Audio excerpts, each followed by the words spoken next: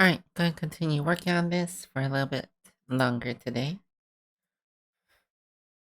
Okay, so I need to come up with some card effects.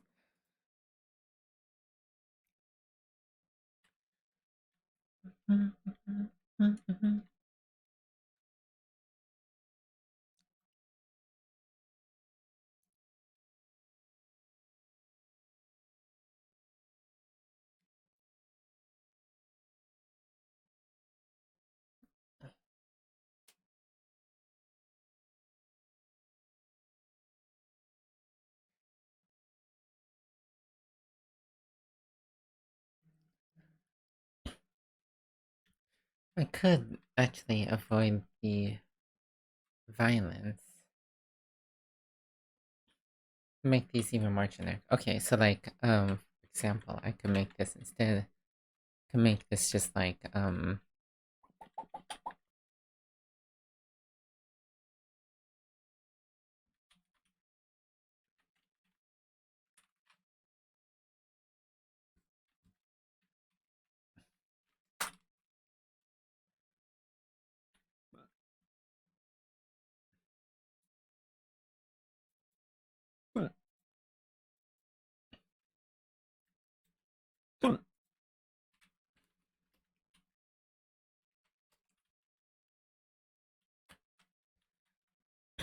there are some things that are just things you could do.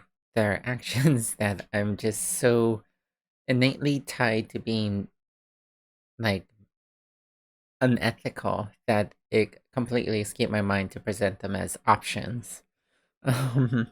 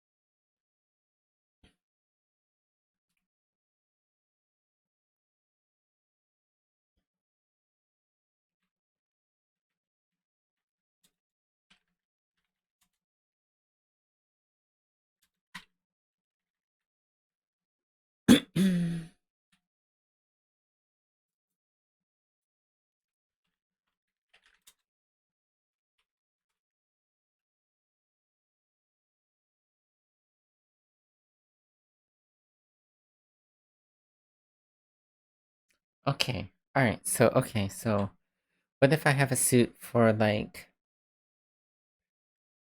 memories? Okay, all right. One for memories, a suit for like physical, like basically your like belongings. Um, and then the last one being like psychological safety.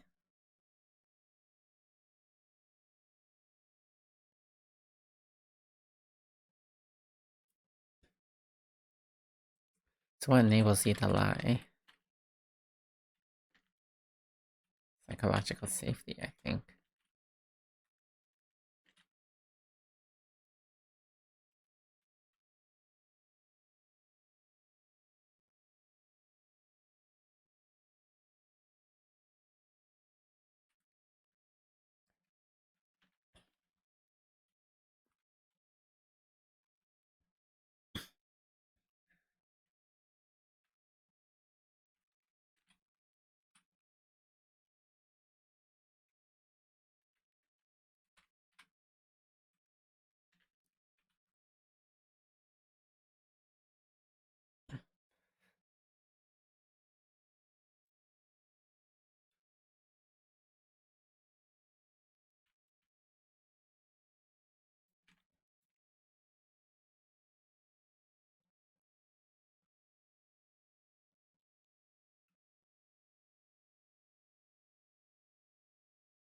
Hmm.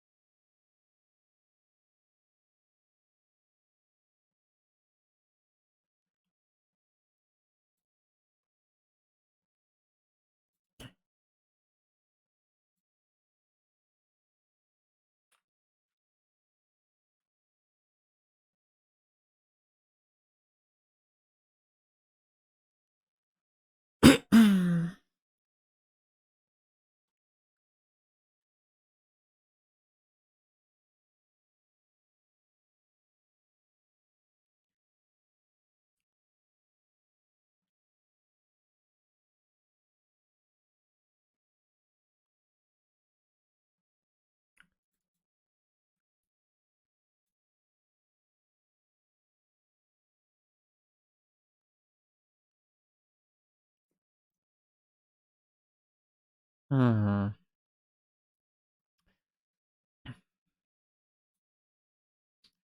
I don't know how to do combos.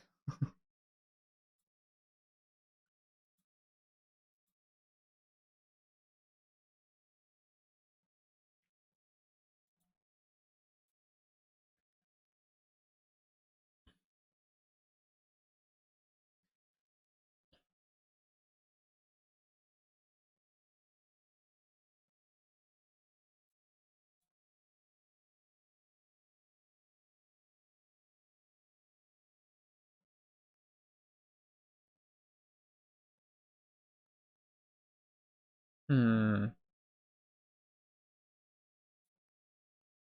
Alright, what are some things that you could do? You could trash a card, replace a card, draw a card.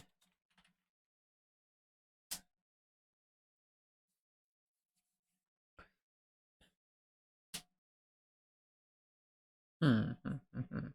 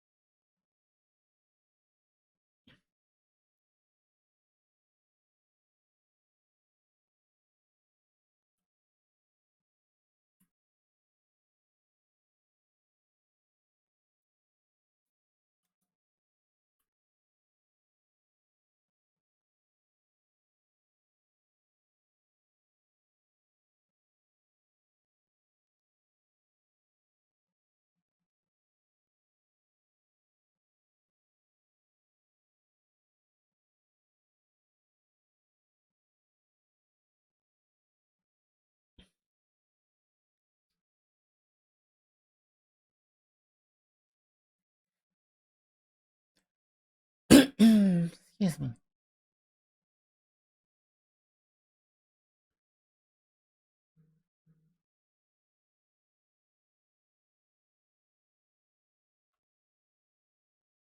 Hmm.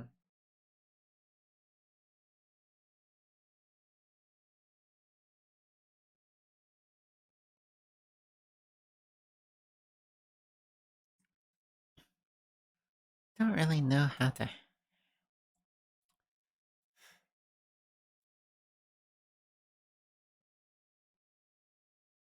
These actually just feel so simple as the thing, I guess, and maybe that's fine. Maybe it's fine that they're simple, but there's no like comboing off of these, and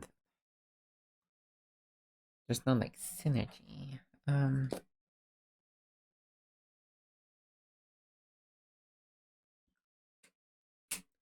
Okay, so if all you're doing is trashing, replacing, and drawing, what else could you do?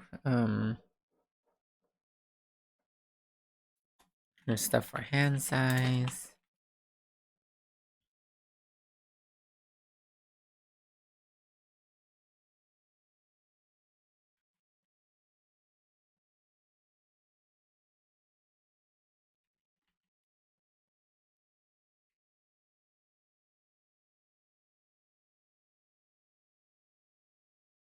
Then there's blocking those things.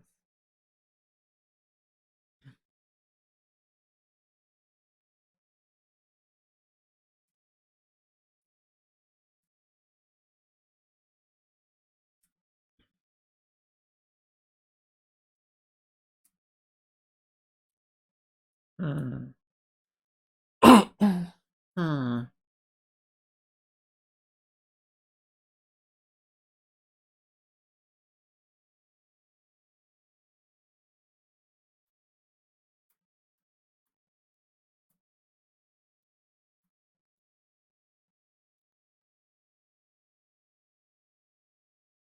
What if I reduce it down to two suits and hmm.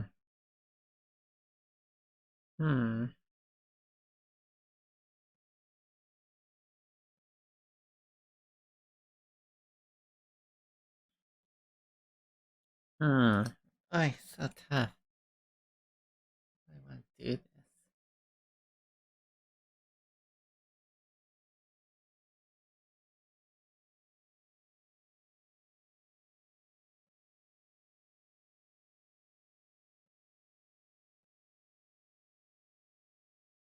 Alright, I'm just gonna say whoever plays the most of a same suit is able to trash a card from anyone's hand.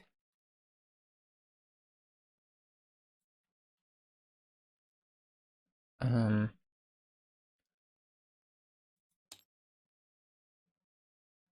I didn't save that one state I had. Oh well. Shoot. That's a shame.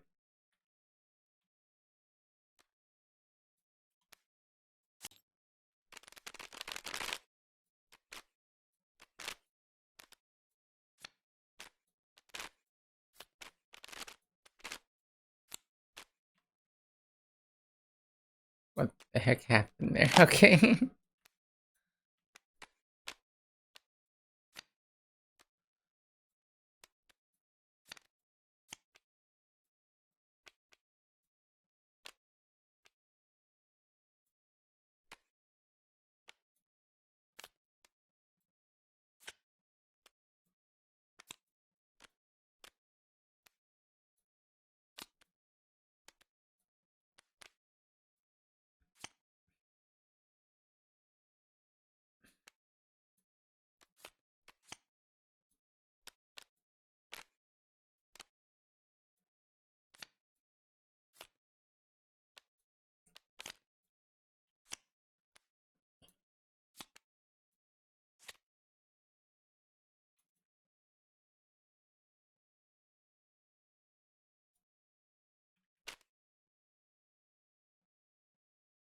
What's going on over here?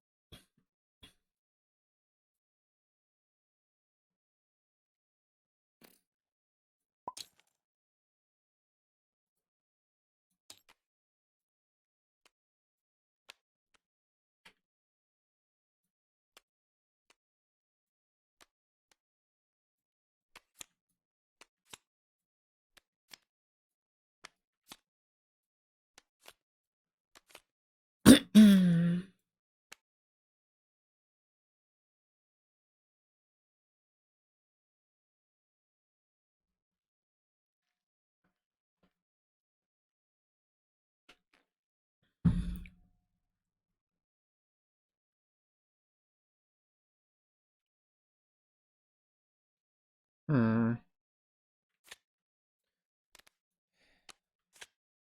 It's not really comboing if your action is deterministic. Hmm.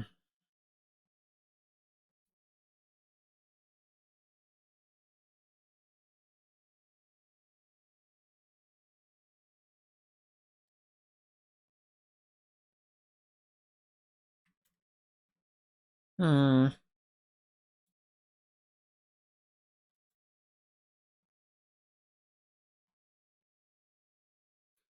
Hmm. Hmm. Hmm. Hmm. Hmm. Hmm.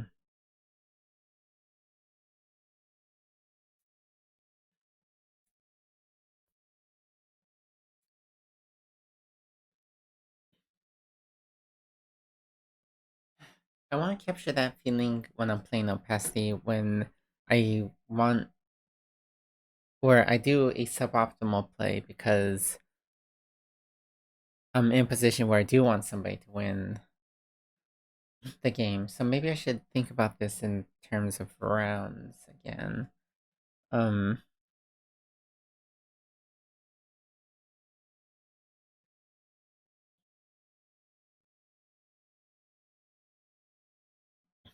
like that legacy idea again.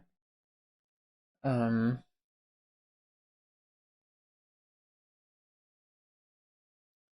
if I go that way then I feel like I have to go back to the standard deck because otherwise there's not enough cards in an 18 card deck. Um Would be nice to make a tarot deck work with this. Um,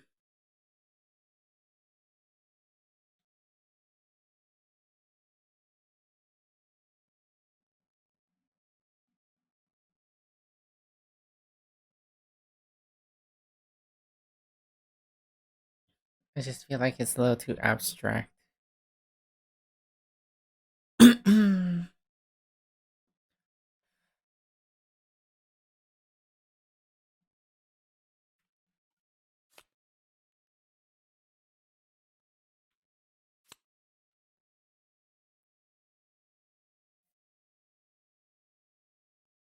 Okay, alright.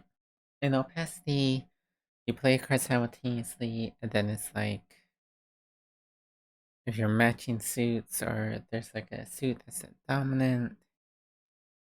If you were to play opacity, one player.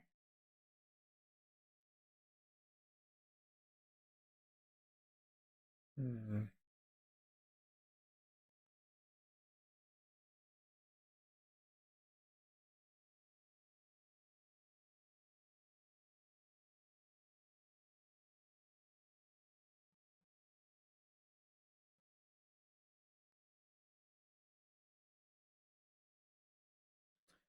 I need to look at my original whatchamacallit again.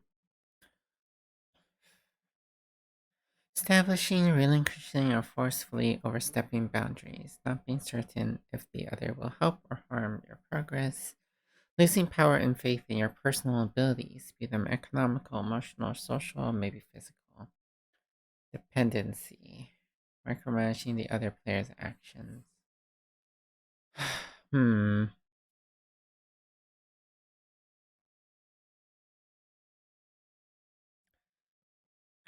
hmm. How could I have those things represented with 18 cards or a tarot deck?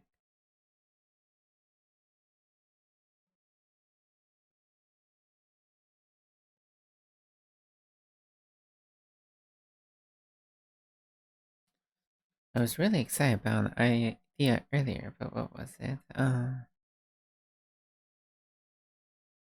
Yeah, where you play a card and then yeah, that absorb bluffing game. All right, let's revisit that for a second. Um,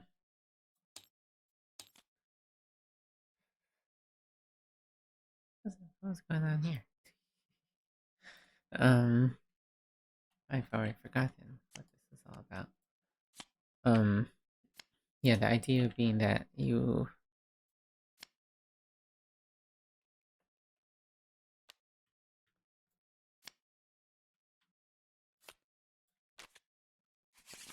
there's something like you draw a card that's your goal and also your starting hand. Um, and the goal was for that to be the most dominant suit in the deck.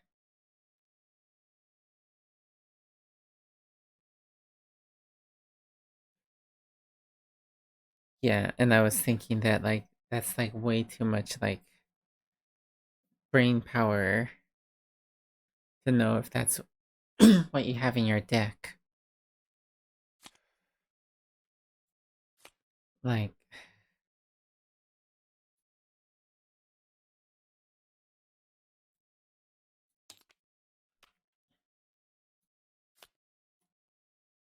like this player's gonna have like all these cards and they're gonna have to be like, okay, Diamonds are dominant, and I need like two more spades in my deck. Yeah, two more spades.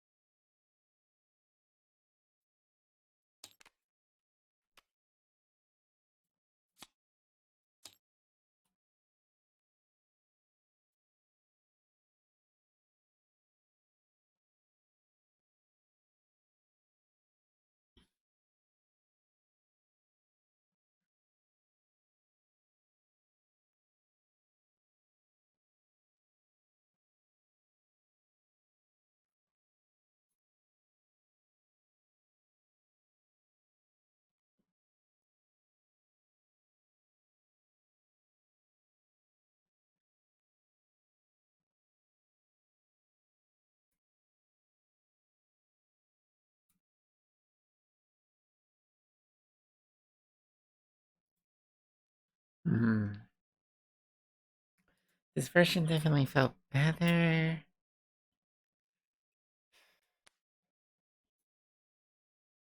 The whole suit balance idea, but it just feels a little random. So I want more hearts, but they're like clearly more of everything else right now, especially spades.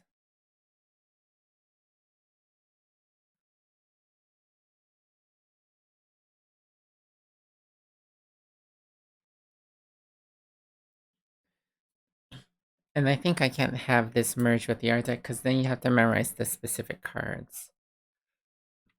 But it's okay if it's your own cards because that plays into the whole idea that I wanted to explore.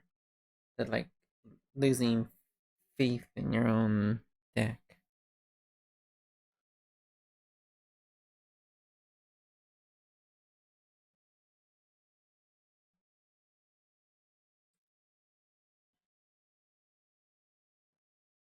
But having more cards doesn't really necessarily give you more power unless you're able to play multiple cards.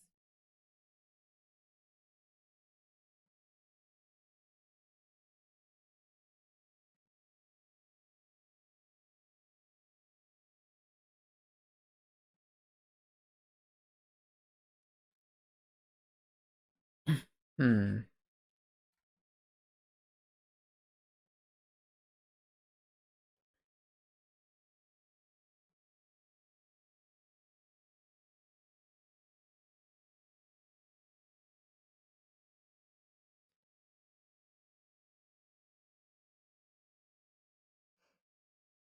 This has the problem of like going for independence.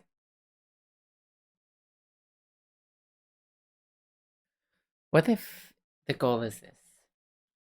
If you're fighting for hearts, then you win if hearts is the top or if neither of you are at the top. But then when does the game end? Hmm.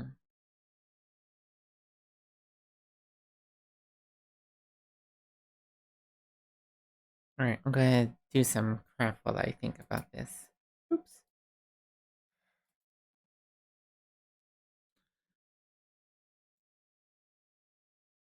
I kind of like waffle around on these ideas so much that I just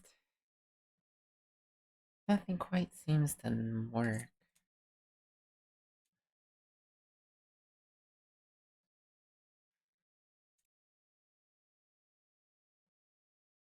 The magic idea was just too simple. Maybe I need to draw more inspiration from like. Okay, so like the reason magic works is because you're basically investing into cards, right? Like cards don't just well like in Yu-Gi-Oh you just summon big ass monsters, right? How's Yu-Gi-Oh work? It's been so long since I played it. It's been like what a year?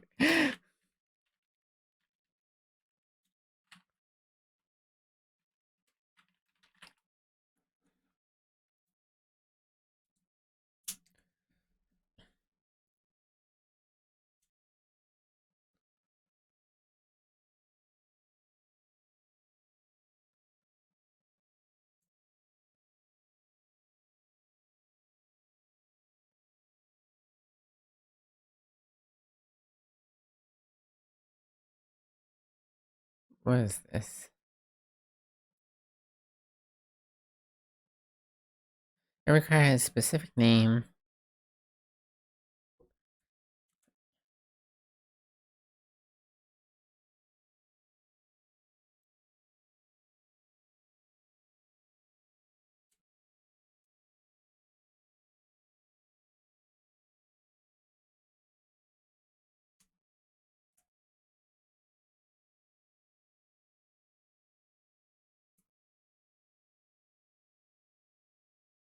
Like, I thought you couldn't, like, just play a Blue Eyes White Dragon straight off. Like, doesn't it need to be built up?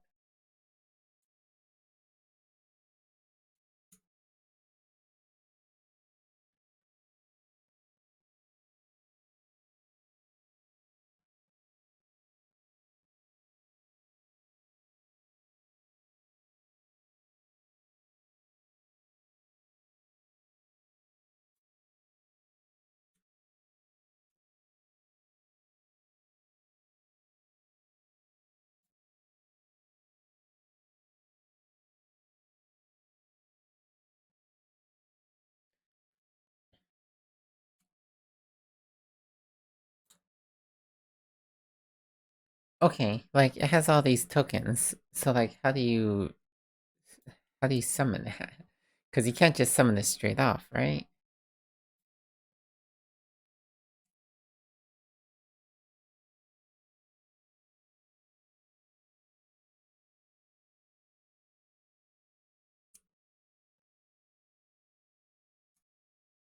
I can't remember. I can't remember how those things work. But, like, you can't just play this card straight up, right? But it's not explaining the rules.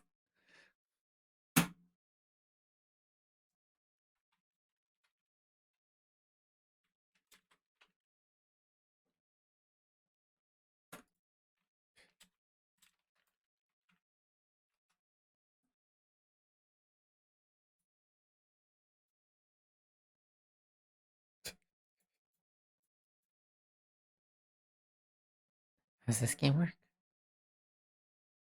How it work? And why is my Streamlabs acting so weird?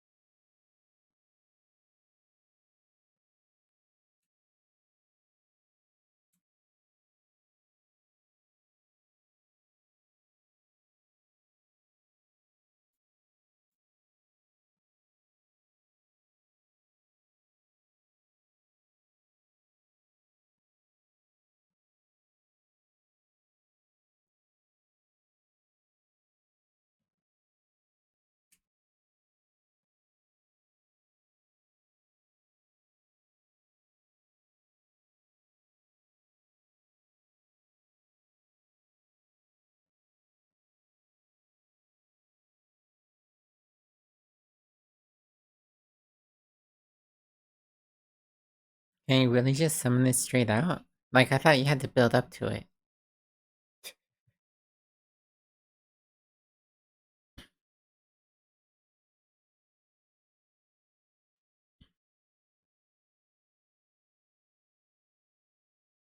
Maybe you just are able to.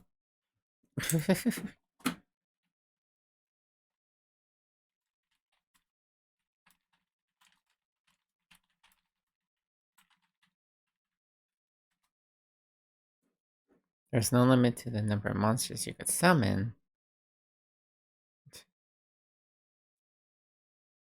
Yeah, like, okay. Level 4 or lower monsters can normal summoned or set unless the conditions. Then higher. By tributing one monster. That's what it was.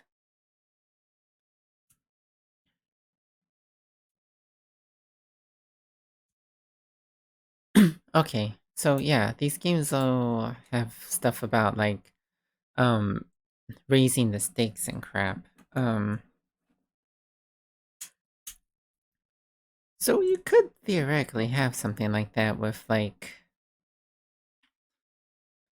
playing cards, right? Like you have like a really basic like bitch like where like that's like the attack power and also the cost or something. That's kind of how these cards boil down, anyways. Um, so let me think about this. All right, I'm gonna use the restroom. I'll be right back.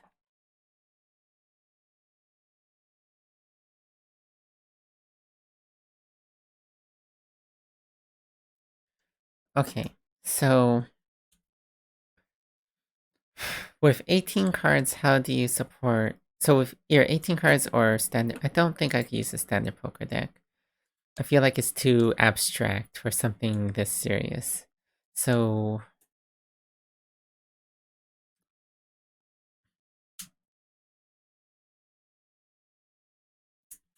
so,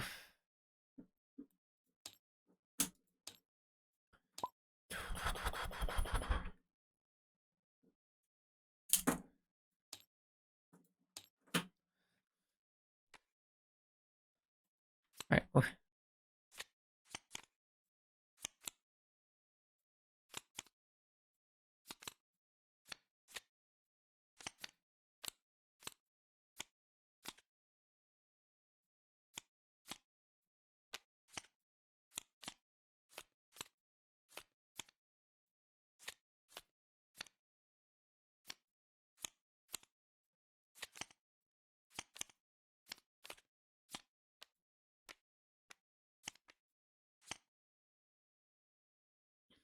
Okay. So let's say this is my deck. The rest of you could get out here. Oh, shoo! Okay. I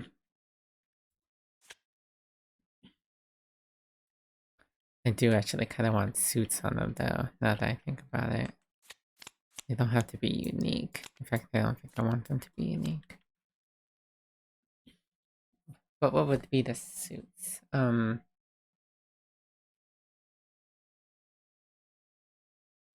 Okay, so like when you're having an argument with somebody, what are the things that you can leverage? Um, there's like the physical things that you can leverage, like like I pay the bills and that includes your meds, or like I pay the bills, I could kick you out. You can't afford to pay rent. So there's the physical. Um,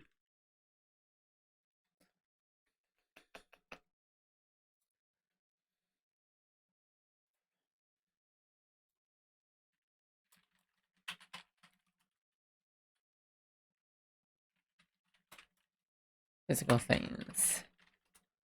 Um,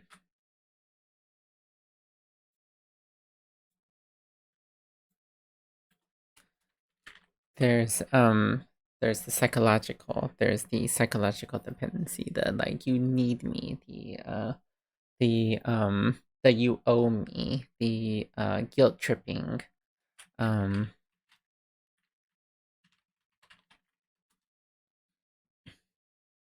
and then there's the social, the like nobody else will take you, the um like everybody, your family would leave you, you're dependent on work, and I employ you.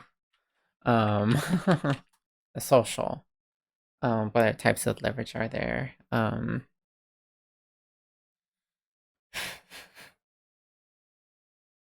Everything always seems to come down to these three things.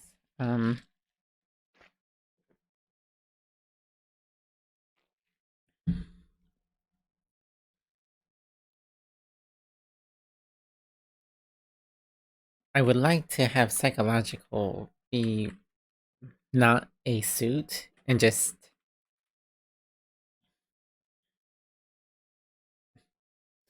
somehow mechanically become present. But I don't know if I could make it so that you could like psychologically make somebody feel like I can't win. Wait, of course you can. Um, so this ties back to the win condition. So the win condition. So you're building up a network of basically leverage of being like, look, I hold these things over you. Like, um, like I have the network of friends. I control your job. I control like your like I pay for your like medicine. You don't have a choice but to stay with me kind of crap, which can be very overt and very like that could be represented very physically, like with components like I have more crowns. I hold all the diamonds and therefore you like cannot win being independent. You have to concede to me. Um I have the high ground, Anakin. That sort of crap. So so that's a thing that you could like build up mechanically. Like there's this, I have this, I have this. And that could be like a Schrodinger's thing too. Like you play the card and then you have that leverage. Okay, psychological. How do I mechanically? How do I mechanically express what it feels like to be gaslit? To make it feel like you owe somebody something when they have like no physical social leverage over you, that due to your history, due to your due to who you are as a like due to your identity that you owe somebody. How do you convey that in a game?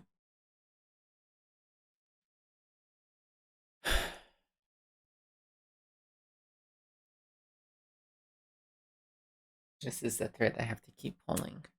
um I need a better fidget spinner.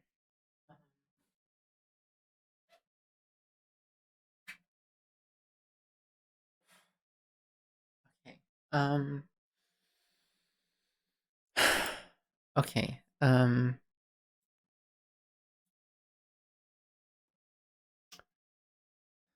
So these things. So okay. So these things could be very direct.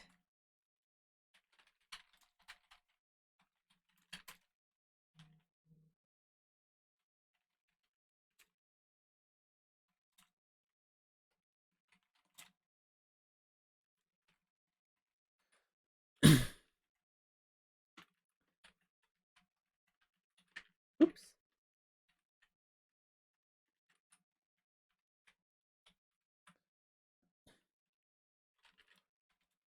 Holding more hidden power. So like I feel like when somebody's holding something over you, like socially, it's not it's external. It's like outside the relationship. It's um like I am friends with your boss, I could get you fired. Like they aren't firing you. That would be like a physical thing, like they control your job. But if they're saying like, I know all of your friends, I will tell them all that you're like a bad person. That's like an external thing that they're trying to exert power. Like it's a second hand thing. So there's like a degree of separation there.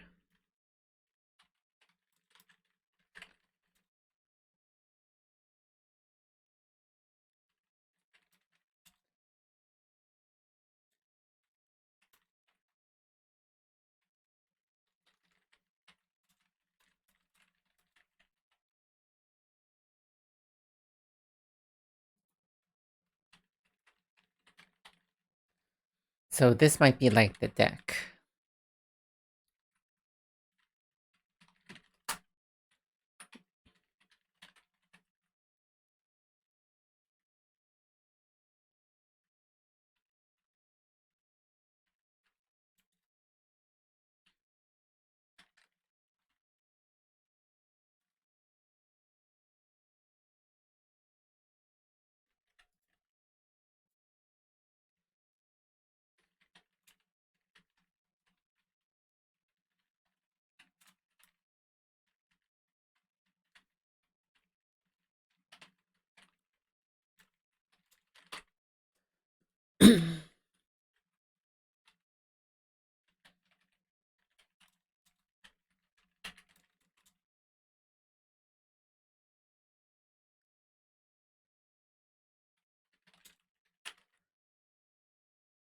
represented by influence in another deck.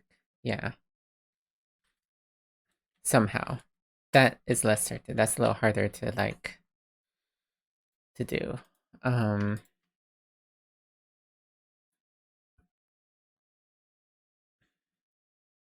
how do I how do I okay. Okay. Okay, psychological. So this is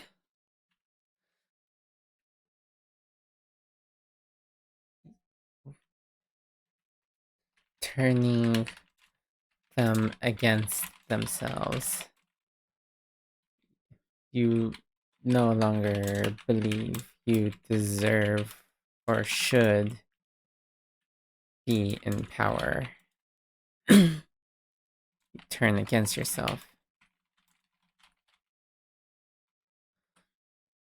Represented by their influence in your deck. So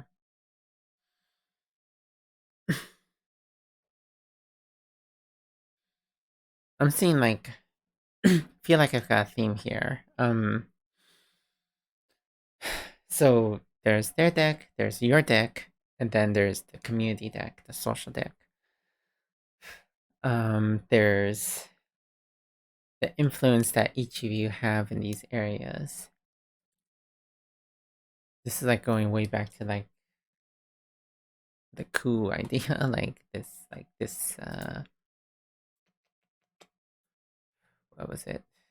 Yeah, like this idea, like one of the first ideas that I was talking about with Bez. Um so like so like all of this so far has been in the context of trying to overpower the other player. What do these things look like when you're trying to work with the other player? Like you could like here's the thing, like you could hold both of these things and I feel like still like you could hold all these things and still be like working for the best interest of somebody. But if you hold psychological control over somebody, I do not consider that a win for them. And I really don't want to construct a game that in any way suggests that's even remotely what's happening.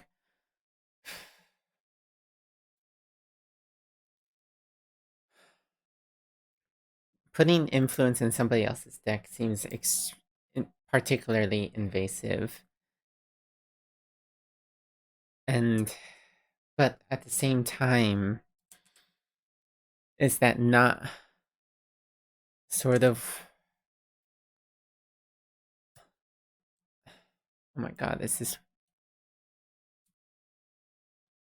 this where the trauma is? Like, okay, so like,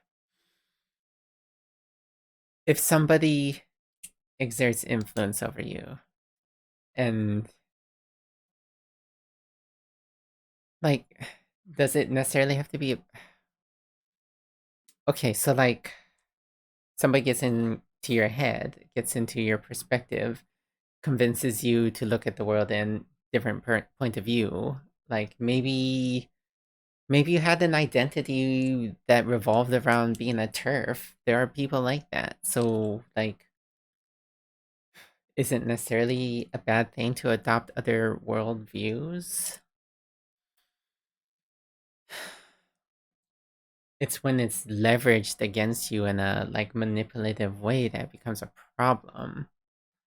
It's not necessarily a bad thing to allow other people to shift your perspective and influence your perspective, but once it's gone to the point where it's like they're doing it for selfish personal reasons, I feel like that's when it becomes abuse. IMHO, TBH.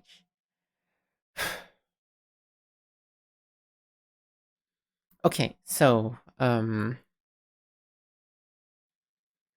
doesn't really feel like a win if somebody completely dominates you and is like You want to win together? Like, does it? I don't know. Sometimes that seems to happen. Sometimes it seems to happen with my friends in Cosmic Encounter. Like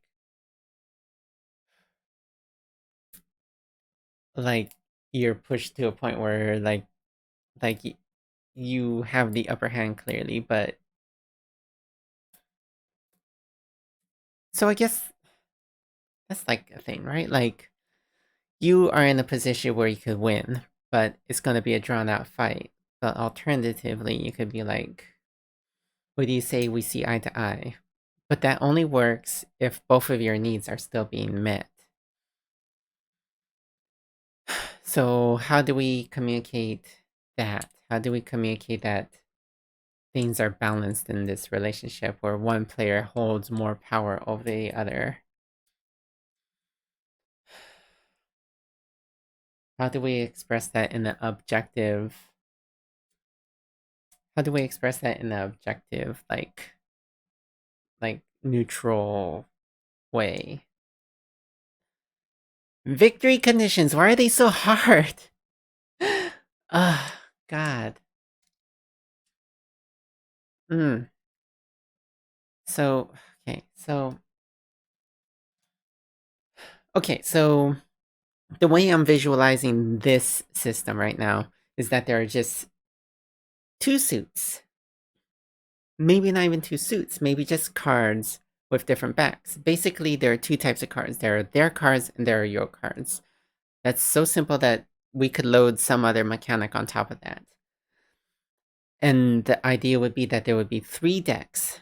There's your deck, there's their deck, and then there's the community deck.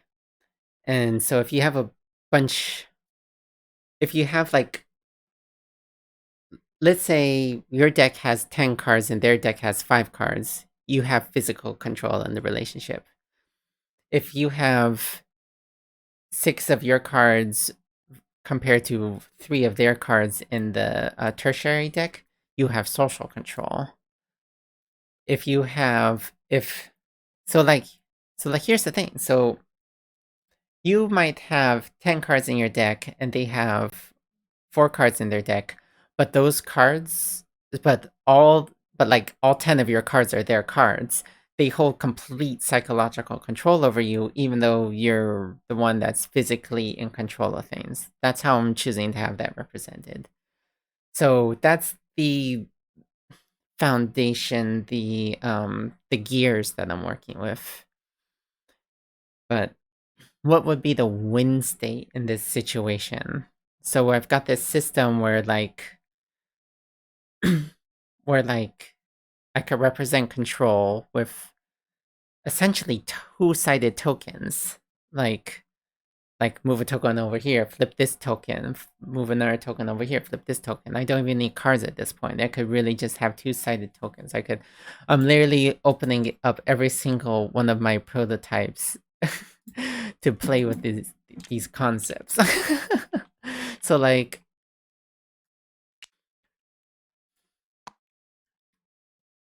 I don't know what's a good number. So let's get die in here. Let's make it D6, because why the hell not? So one player is going to get 1 token, and the other player is going to get 6 tokens.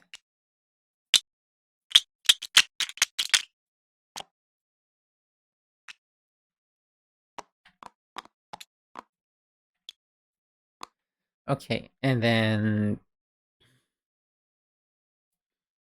Alright, and then let's see, how do I randomize this?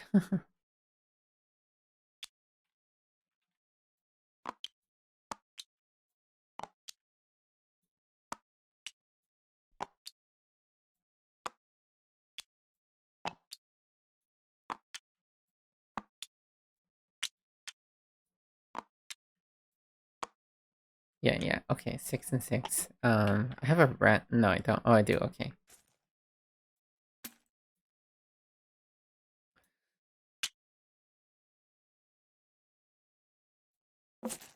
Okay, and we'll say that the first six that get pulled are the community. So here we have an unbalanced relationship. People are in perfect psychological control of themselves. Um, the social status is unknown, and this player clearly has the physical control in the relationship. So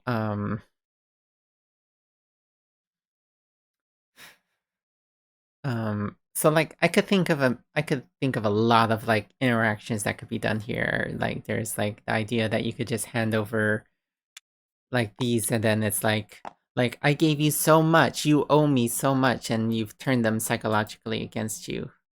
Oh, I'm so glad I'm recording this. Because I do not want to forget this. This is so clean and simple, and like it conveys it like that simple thing conveyed exactly what I'm going for. Um, like like they have more resources. They could like put these in here and be like like you really think your friends are gonna like I'm the one that like contributes my time and charity to like whatever. Um, I'm the one that like pays your boss. Like yeah, like I feel like this like conveys it so well to me. Um, it's just yeah, okay, it is working. Okay, so I like that. How do I get a win condition out of this?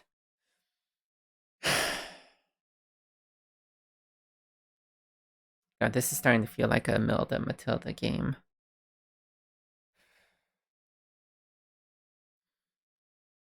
I'm starting to get a headache, and I don't know why.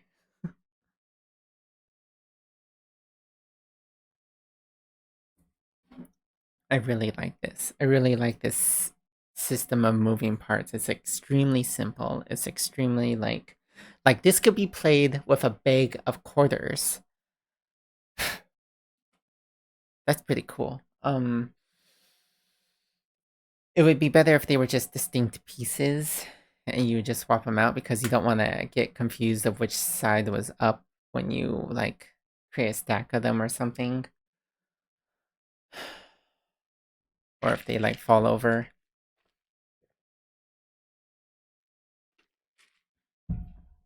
But how do I get a win condition out of this? One that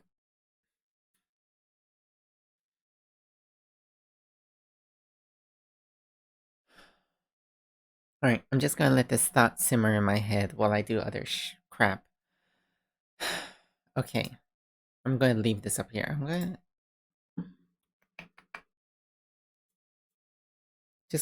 just gonna leave it like that. Okay.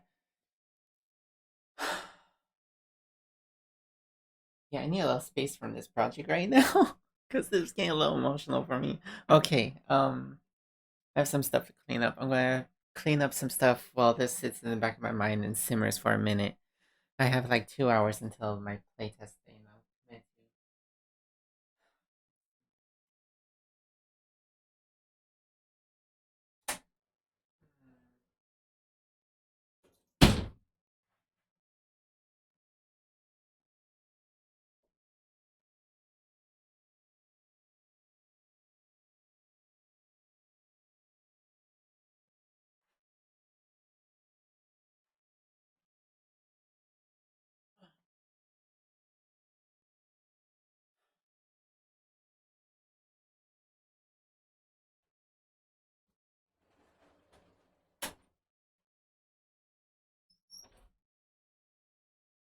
I'm gonna, I'm gonna share this in the Discord to see if anybody has any thoughts on this.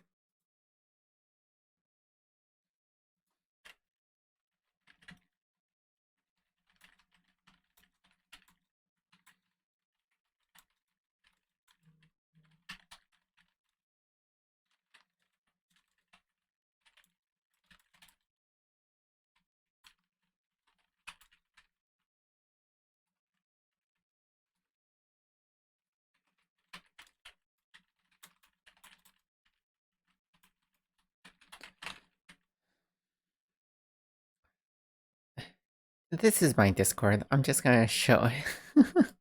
I'm going to show my Discord part. Okay. um. So while messing around, came up with an incredibly simple way to convey some of the metaphors I'm working with, but of course I have no goddamn win condition.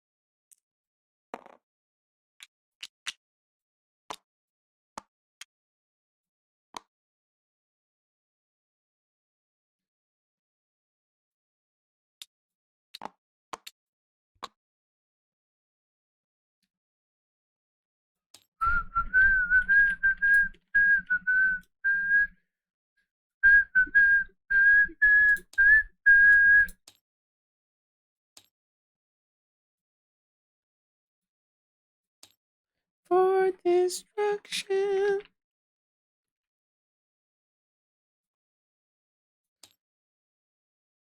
For destruction.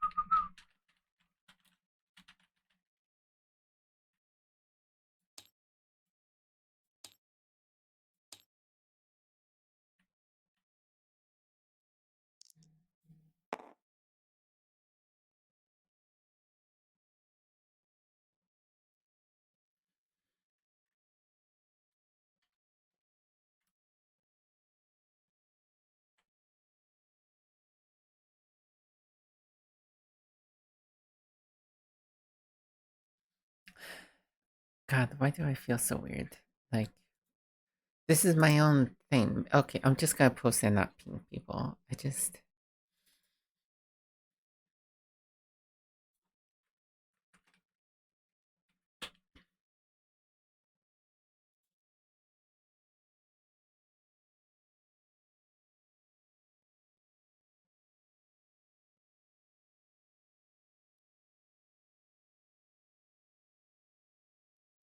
Okay, just articulating that helps me think about things, but now I need to, like, I don't know. Yeah, I need to, like, have a little space and just think about this for a sec. Let me check a look at some stuff.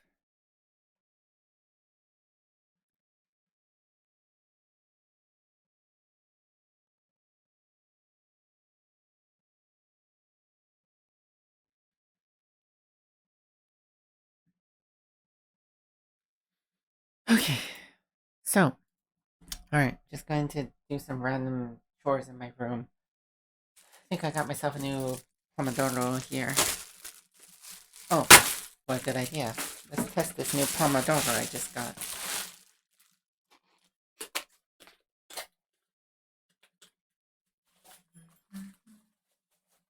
Look, it's a kitty kitty. Oh, wow. That glare. It's a kitty timer. I'm gonna set it for, I don't know, what sounds like a good break? 5 minutes? 10 minutes. No, 5 minutes. 10 minutes. Alright.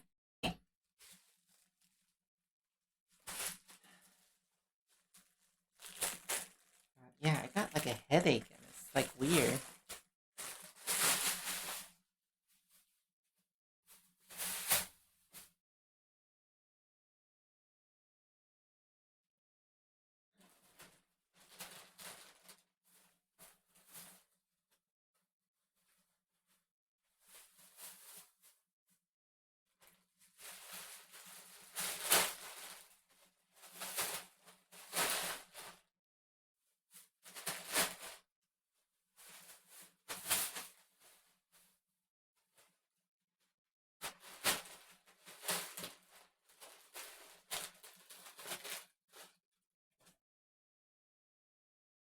Realizing I could do something like this. And I could do something like this too.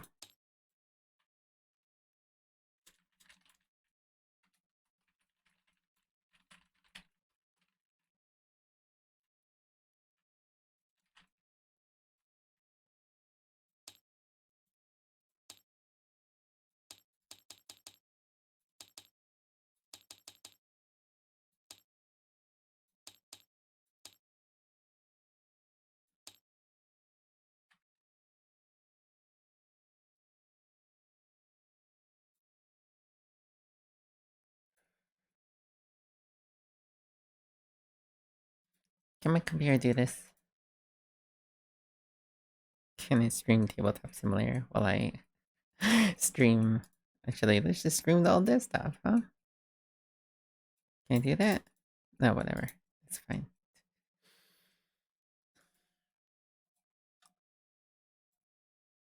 Okay. Alright. Let me think about this.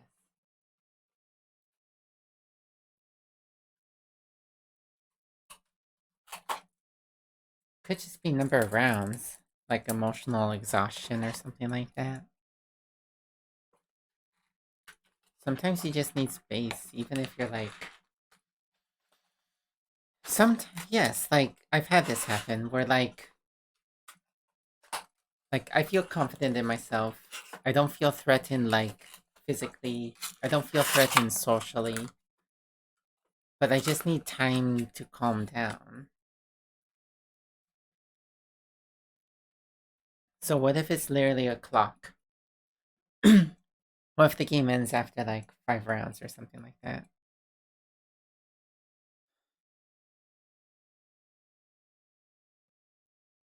Does the social control, maybe the social control is like the tiebreaker? I don't know.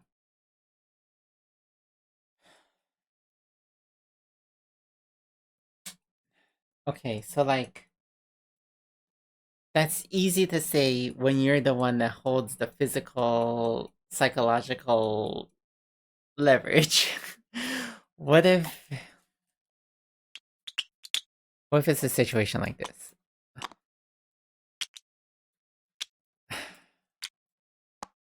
Say Red's like, I'm fine with this. Crap, like I've been in this position where I just hold like all the like physical like leverage. Like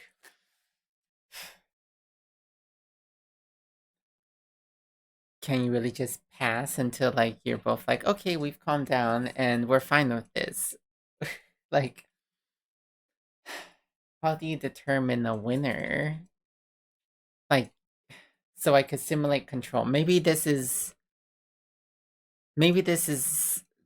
really simple, so maybe this just needs like another layer to go with it. Like when you have control, you're able to do this. Like you're able to like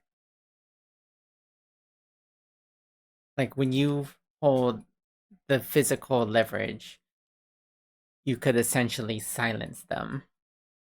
That's what it feels like sometimes. It feels like somebody's upset and you just want them to stop being upset and you're willing to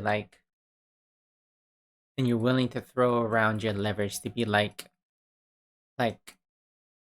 be like you should stop being upset because I could break up with you and and you'll be on the streets or whatever. Like sometimes that's what it feels like they're doing. So like so is this about so what if there's like another token in here? What if there's like a third token?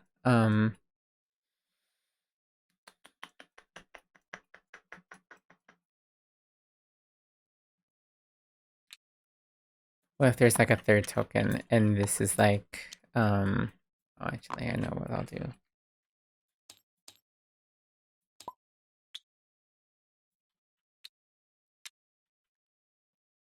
No, let's use a neutral color.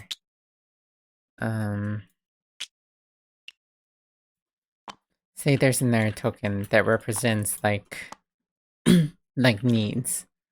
Like I have like all these needs. And I'm not being heard. Um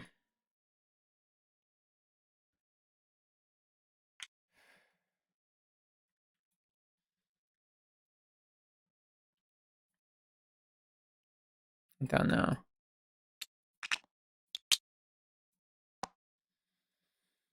Hmm. I don't know. There might be something here.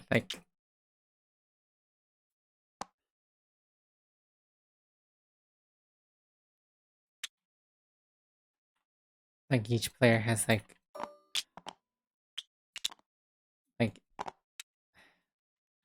like frustration tokens. You don't make the frustration go away by like squashing them though.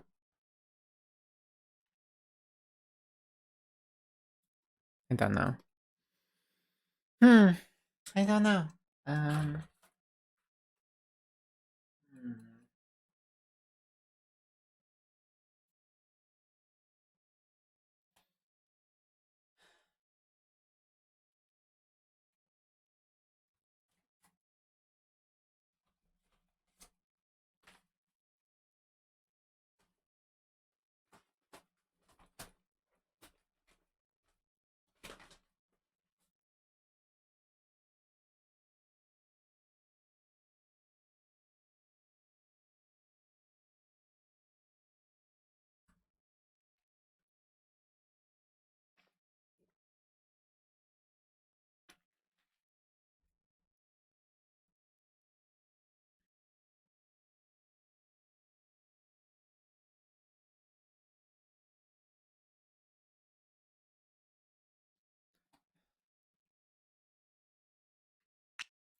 So say they do this. What are you gonna do?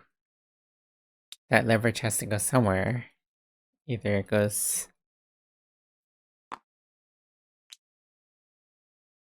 to public and then the public has more influence, more power, or it goes back to them and they have more physical leverage.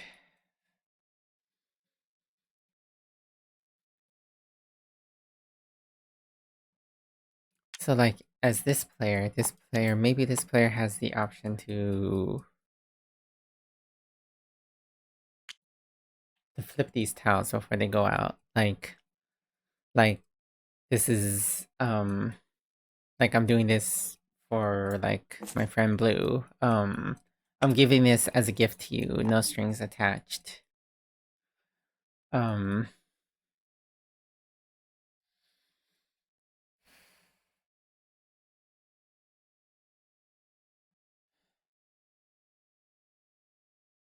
but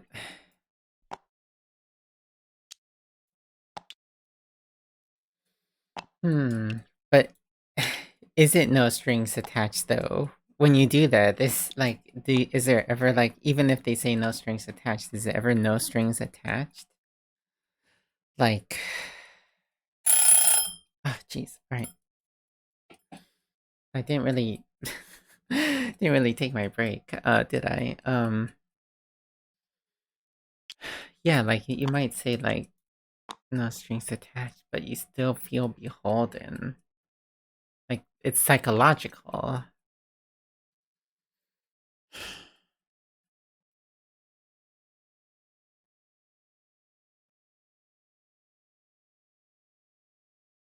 So like what is there another action reassure where you flip this?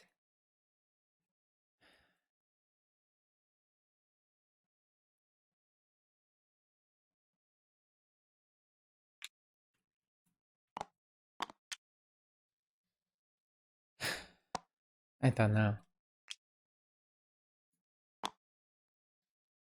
This is very much in like a capitalistic perspective.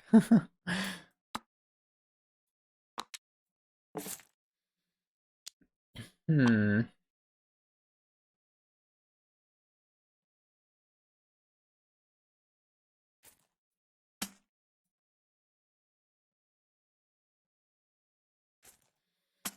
Hmm.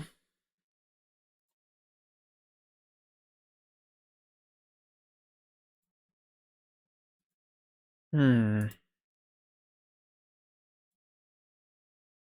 It does feel like this could easily be like a board or even a card. Or like, yeah, like this could easily be like a board. Um, with like three sections and two-sided coins that you move and flip. Um, with the middle being like with a bag in the middle. Oops. So I could easily see this being like a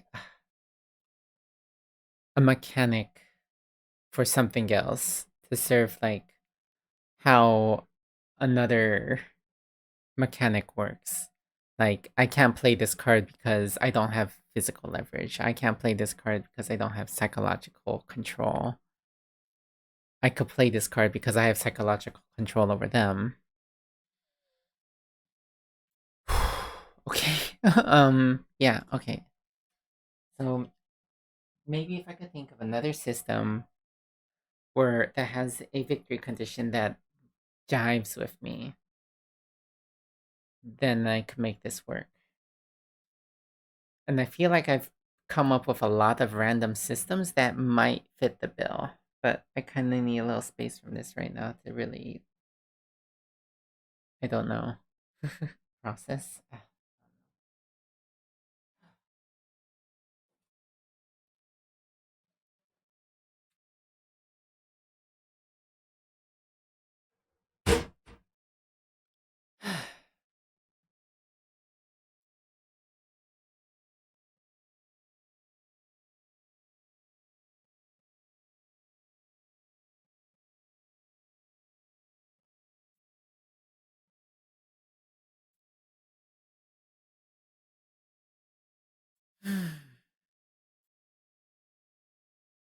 Like over here, I open this drawer. Well, this is like mommy's drawer over here. I want to organize. Um,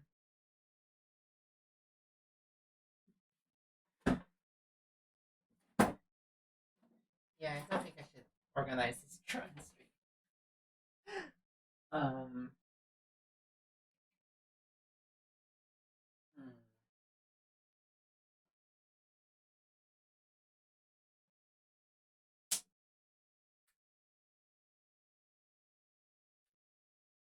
I think it's stress. I think I've got a stress headache, which means I need like I don't know, to take a break. But I really want to finish this by tomorrow night. That was my personal deadline. By tomorrow night, I wanted to start working on a pitch. But if I could get this to a state where I could play test it, like even just against myself and be satisfied with it, then that would be a huge step. That would be huge.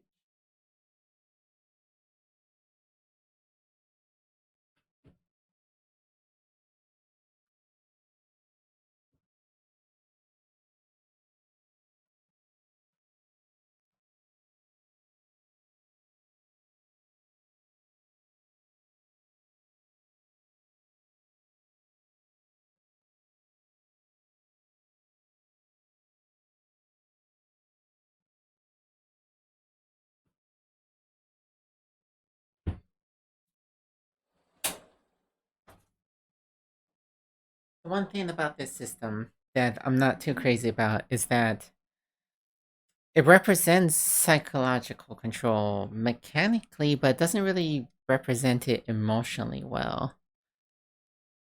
Like, yes, there is something invasive about your opponent, like putting pieces into your area, but like, it's not really the same as being gaslit, is it? Like, maybe if it was something sort of like some. Okay, hold on. Maybe it was something sort of like this.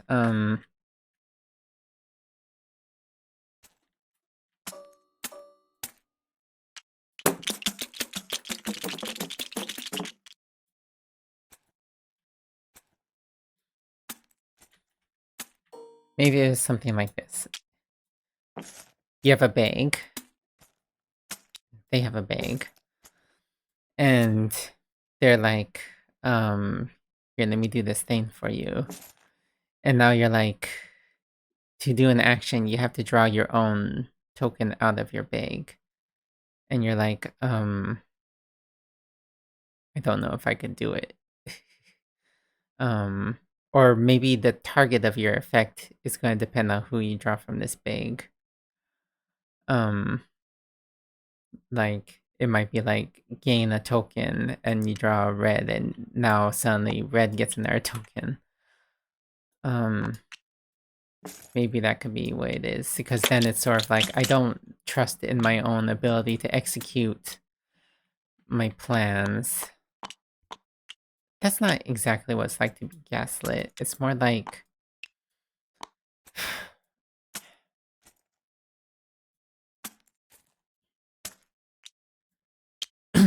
it's more like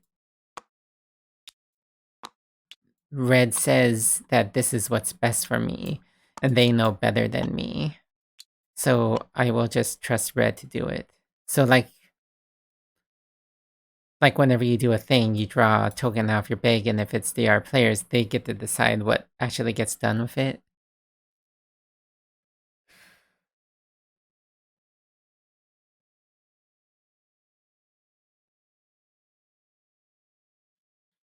It doesn't feel like the same thing emotionally, but like mechanically, it's a good clean way of mechanically conveying it, even if it doesn't emotionally feel the same. And I don't know how I feel about that. Hmm.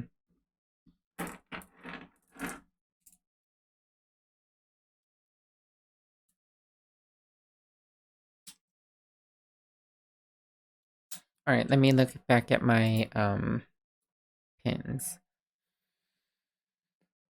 Establishing, relinquishing, or forcefully overstepping boundaries.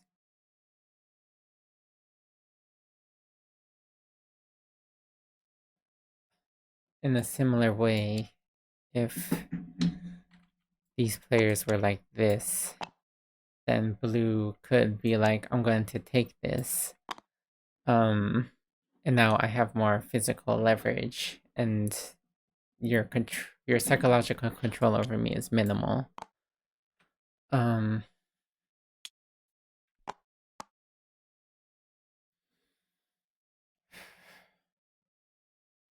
hmm.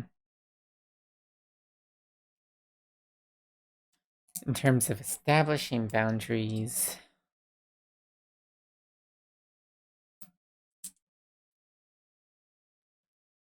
that might take the form of like these are my friends. Like, and you're having a little bit less control socially because you're like being a little more demanding of your friends, but you're establishing a boundary or something. Um, but this is all mechanical. That's the problem. This is all very mechanical.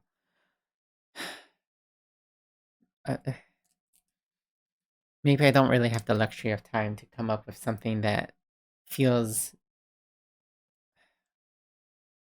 resonant, mechanically, emotionally resonant with this. But I have a really hard time making a game that does not feel resonant. Let's see, losing power and faith in your personal abilities. Um,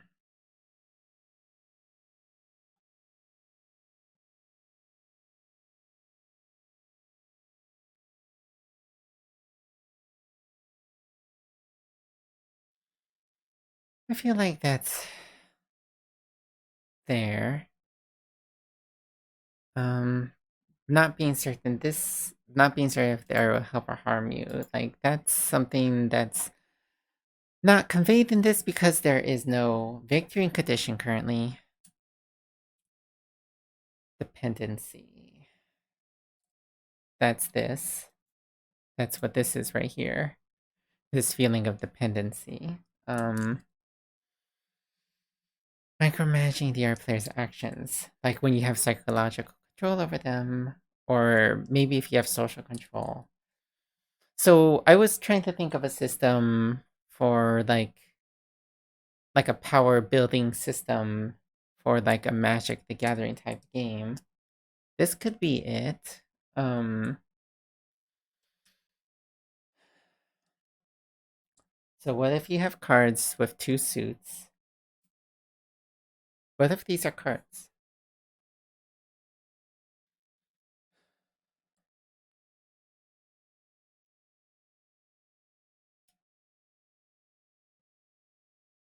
What if these are cards? Um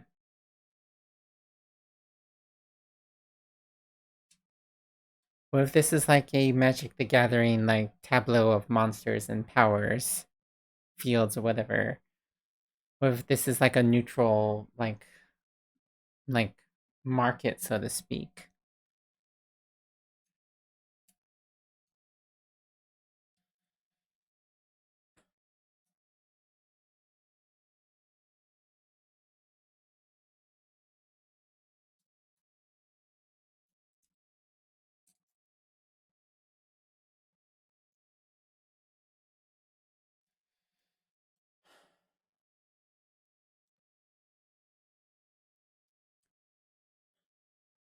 9 cards with this system seems like a lot. When I was like thinking like, well, there's like way more than that right now, but like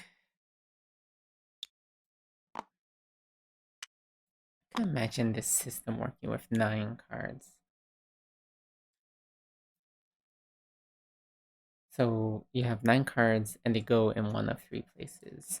Your deck, their deck, or the community deck. By moving by moving a card into their deck, you're having a little bit more psychological control over them.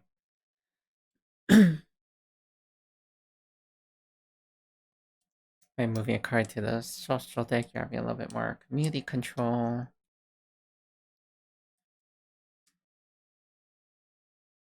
You could look through your own deck, but you still have to like shuffle to play a card or something. Okay, wait. Okay, so so like the idea that I was thinking for this like Magic the Gathering style thing is that you could win by like completely dominating your opponent, or you could win by de-escalating things. So what would that look like in this? Say this is a situation. Say these are the health points, so to speak.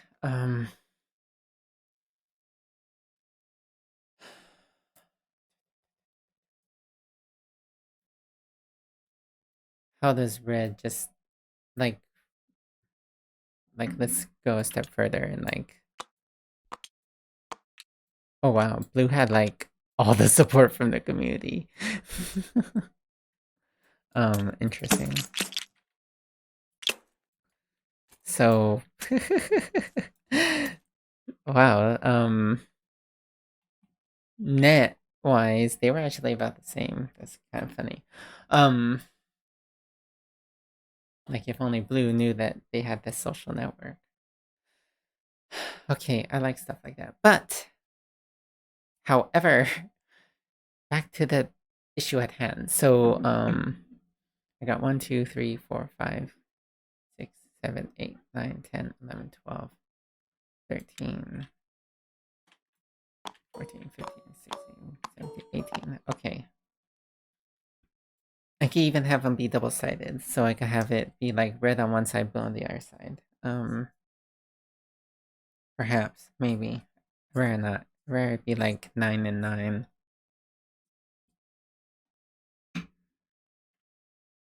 Okay, so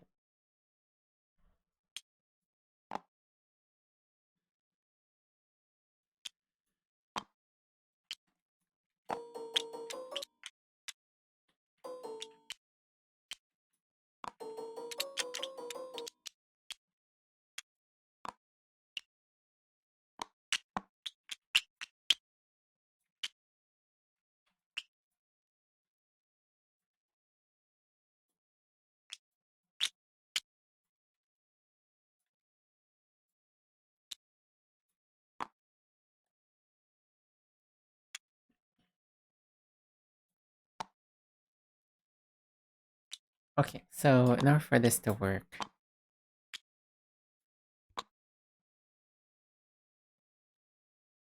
okay, so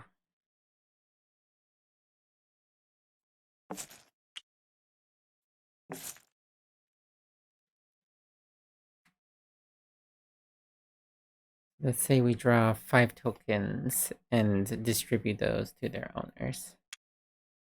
Oh, okay, hello.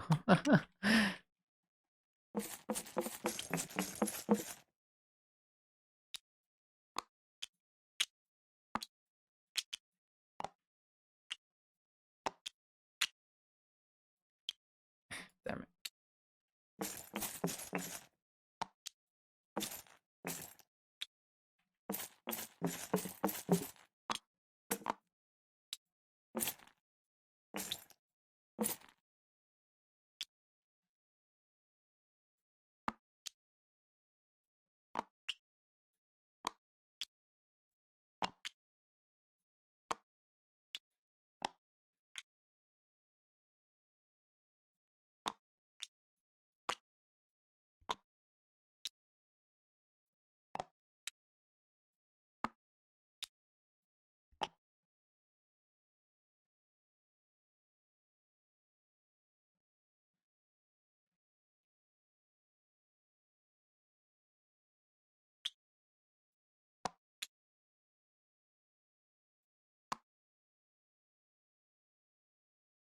Oh, I don't really need this stuff anymore. I need that still. Okay, let's see.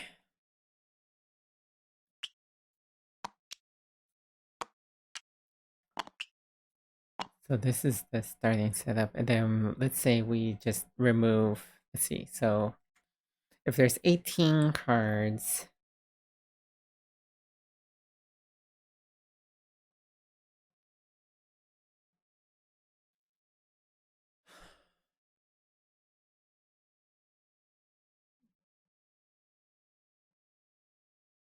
if you remove, all right, and then we'll remove like 5, 1, 2, 3, 4, 5. And normally that would be like hidden.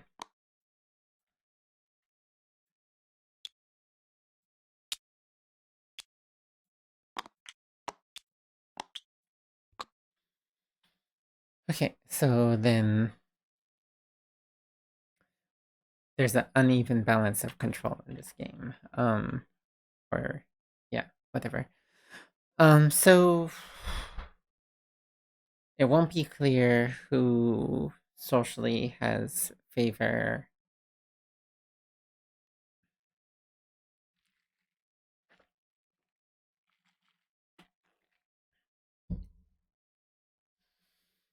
Hmm.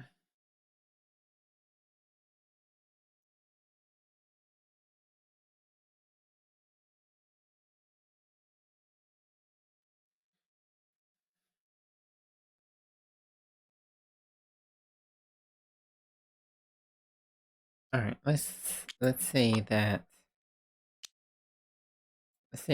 we've got things that are a little bit more unbalanced here. Or well, here's the thing: if you have most of the, all right, so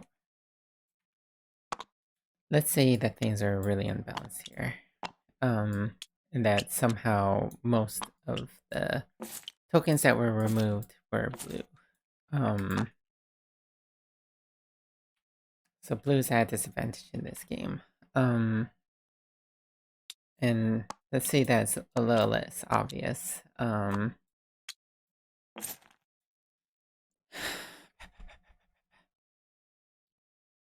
forgot what the whole point of this was. I don't know why I was doing that. Like, I'm still with the same, like, conundrum. So, like, I could use cards for these things.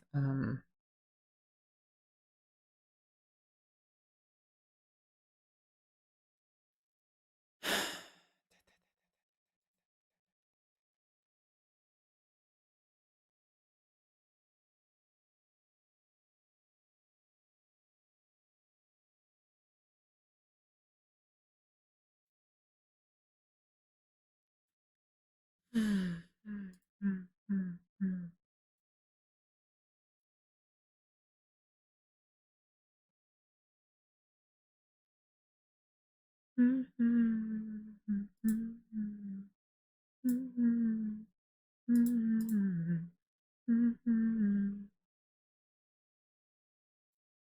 forgot what the point was. I was. Alright, I need to focus a little, which is very difficult for me. So, alright, let me take a look at my pins, and let me think about the ones that are giving me problems. So this doesn't feel resonant. Not being certain if this one's depending on the victory condition that I have not created yet. This I feel like is in there. The dependency I feel like is in there.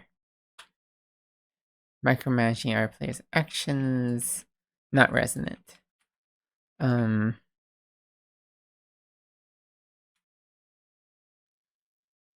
Okay, so I think I need these to be cards, and I think there needs to be some sort of actions tied to them, and...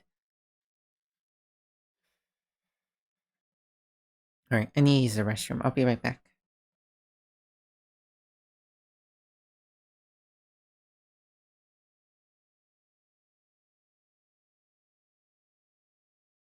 Okay, alright,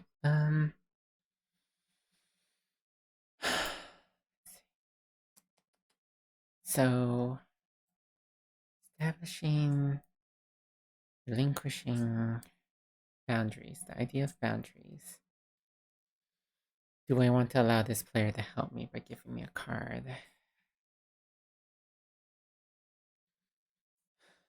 And what am I sacrificing by doing that? Am I giving them control over me by doing that? So there could be some element of like you want to take this card. Oh,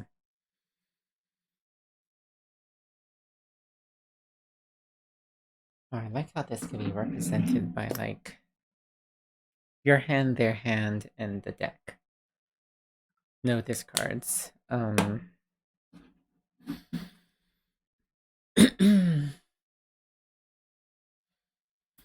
Okay, so how do you de-escalate? In this situation,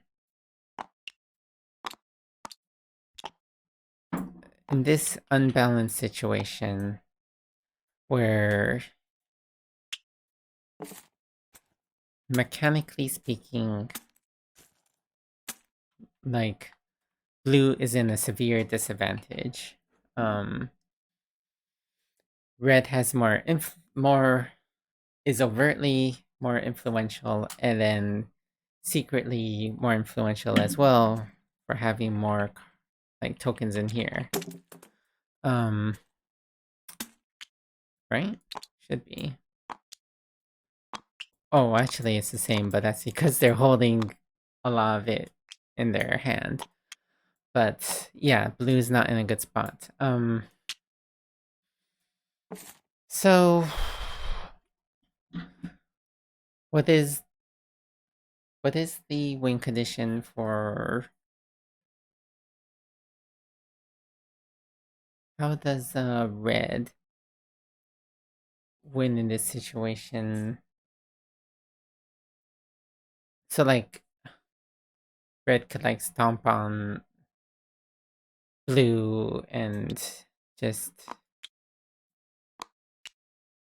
do something like this and would be in control of everything, which is actually a very unlikely scenario, like that you'd be able to control all of them yourself psychologically. Actually, this isn't even like...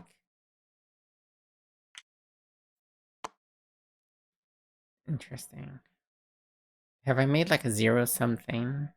Like, where like you can't psychologically control the other player without giving them physical control. Like, I guess it depends on how much you appeal to the community, but if in the situation where you've accumulated more physical leverage and you have psychological leverage.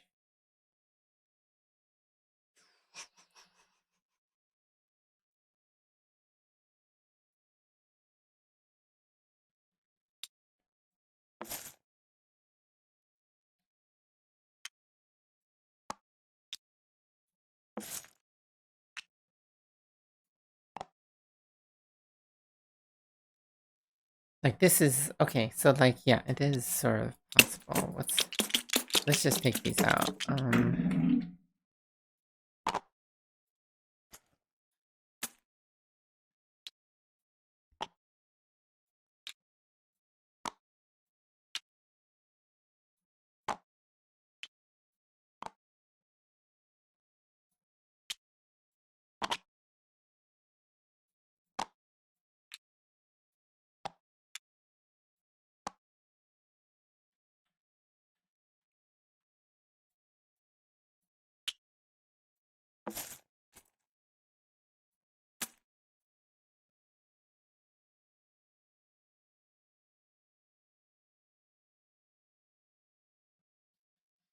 Like that's just not realistic, right? Like it's not really realistic that like usually it's like once you control one, you control like other ones too. Like I don't know. I feel like having psychological control over somebody is probably like a lot more powerful and meaningful than like having physical control.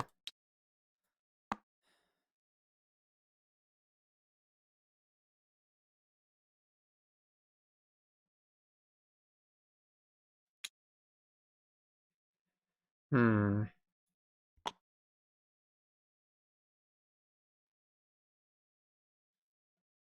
I'm just trying to think in terms of like models. Like if somebody, say somebody has good social influence, that's probably going to result in them being able to gain more like like economic power, which would give them more leverage over the other player.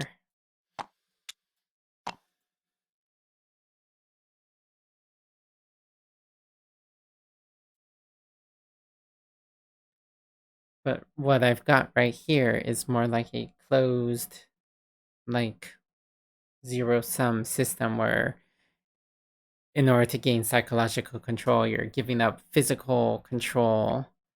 And in order to gain like social control, you're giving up physical control. That's not necessarily how these systems work.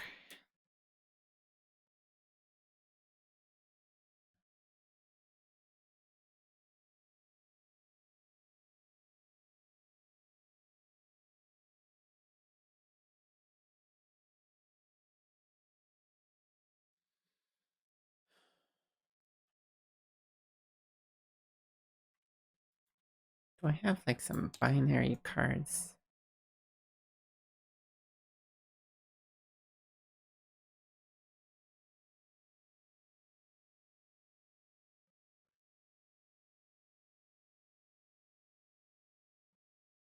Could use the owl cards for this.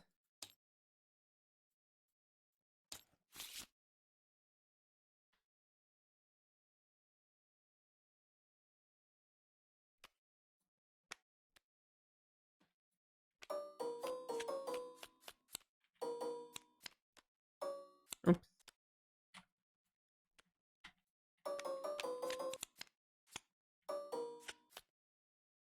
Oh, well, that's a problem.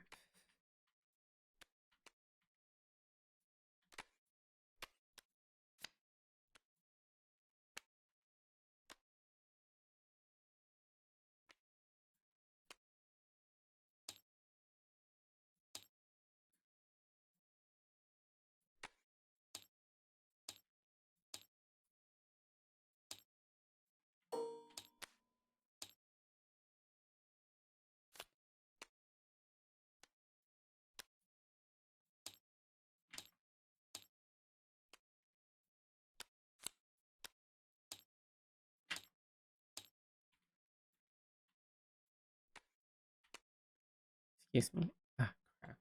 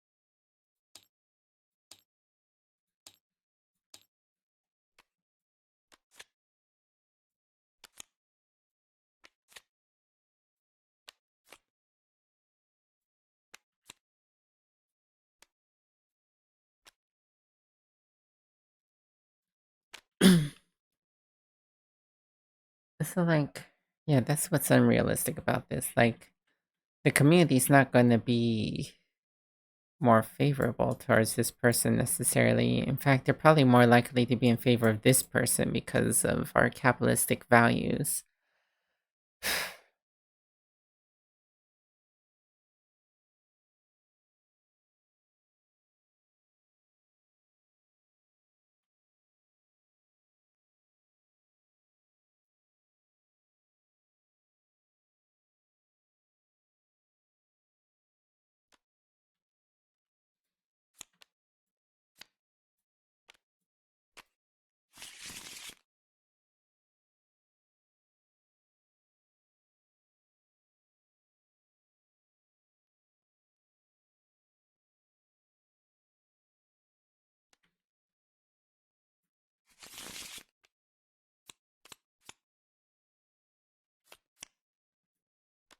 All right, let's say we do that.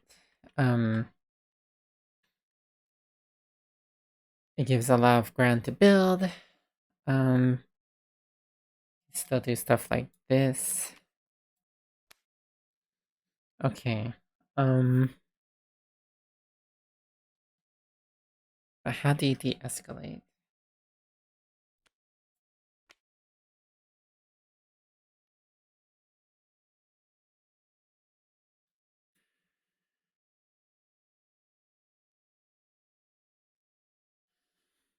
Establishing, relinquishing, or forcefully stepping boundaries. I could see how that could be like a negotiable thing. Like, I'll give you this card, and then you have a card that like lets you do a thing. But all these things depend on the new mechanic that they introduce. So how do I turn this into a semi-cooperative thing?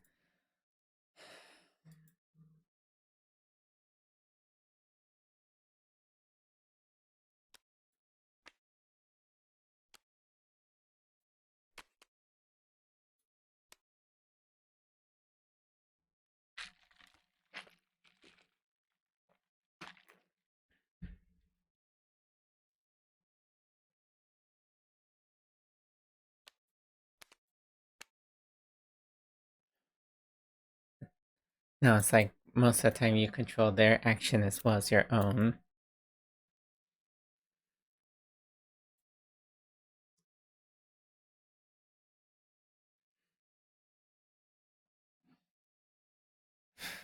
Okay, what were some of the other systems that I was like playing around with?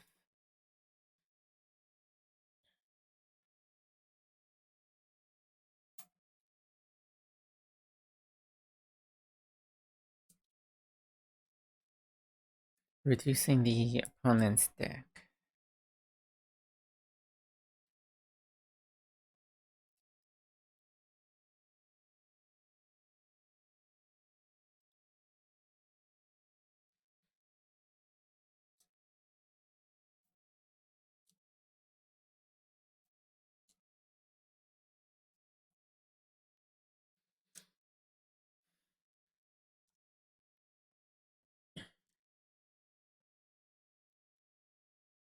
So, like, if this were to be turned into a Magic the Gathering type game, then these cards would be like your actions.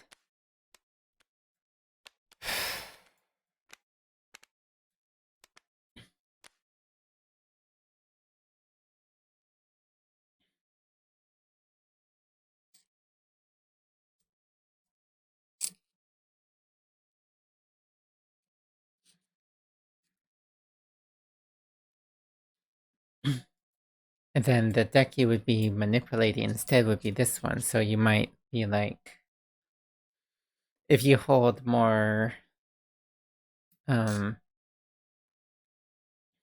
okay, so I could represent these things with like symbols, right? Like there's one for physical control, one for psychological control, and then the social control would be like the hairy one. Like, so like, let's say I just have those two symbols for now. Like, so I could have an effect that's like, if you have financial control and psychological control, you can draw a card from the community deck and discard it or keep it. Draw or trash it. And what that symbolize trashing this symbolizes like you like slandering them or something like that. And then if you chose to keep it, decide where to play it. You might decide to put it over there. Like you've convinced friends that like, okay,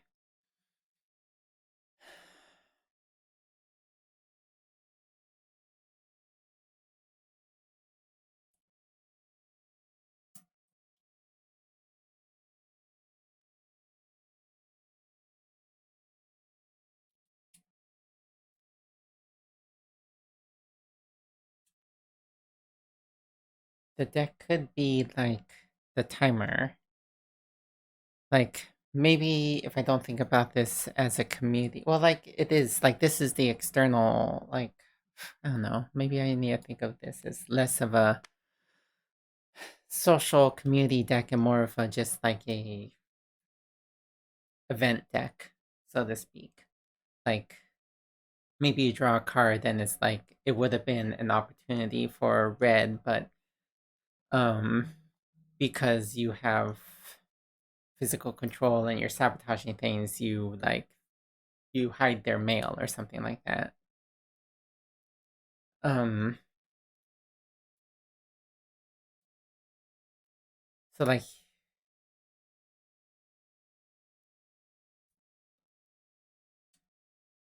and just because the cards enable somebody to lie doesn't necessarily mean that they'll use it to lie. They might just use it to like what does that card represent? It represents like a vector for being able to do that thing. So like maybe that's like a job or something. And it enables you to lie because you could be like, I have work. Um or my job says I have to do this, or my job says I have to buy this, or for my job I need this. Um is that believable? Is that like resonant that these are things that enable actions? It's going to feel weird because you're going to be drawing actions from this deck and it's going to be like why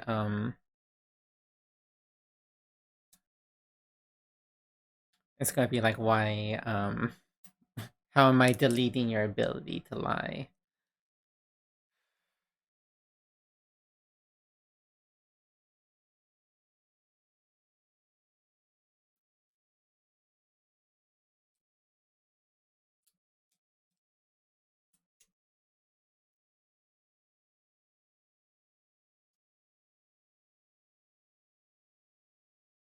They don't have to see it. They don't have to see that you're deleting their ability to lie. They just know you play a sabotage card, you draw a card and you sabotage something that they normally would have had access to.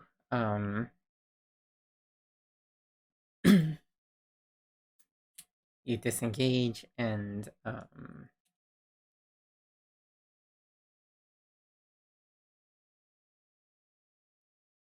okay. And then the game would be about either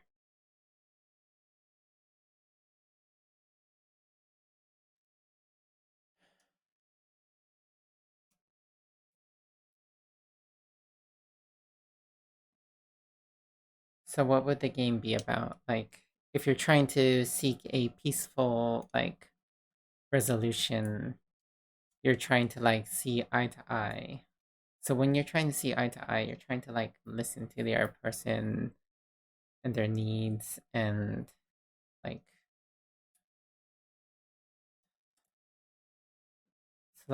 okay, so do we lay some suits on top of the color of the cards? Do these cards have two suits? One for like who it belongs to and another for like the thing. And there's like a there's like a desire that you have. And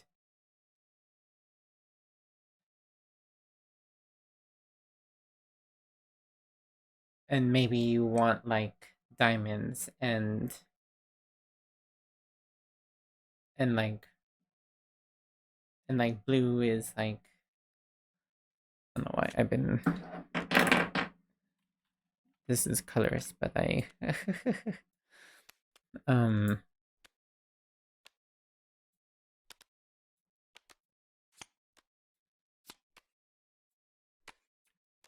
yeah, this is colorist, but still. So like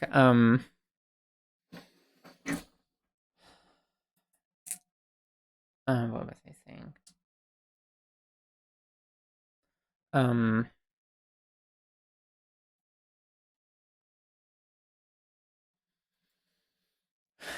so say these cards have suits.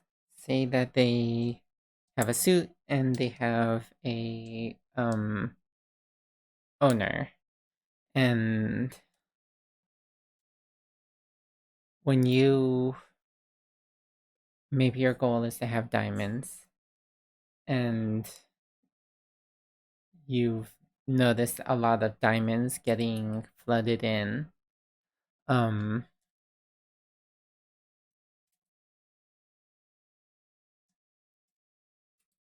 stuff like red's got control physically and psychologically over you, but you know that it's all diamonds, so maybe you let them control things.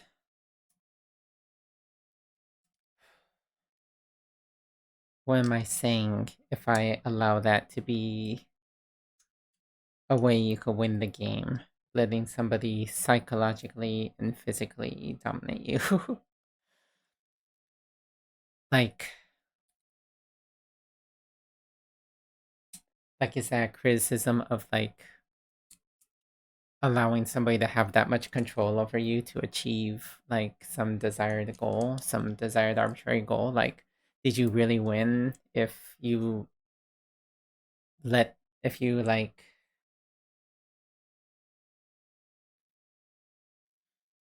it just doesn't feel like you should be able to win if you don't have psychological control over yourself.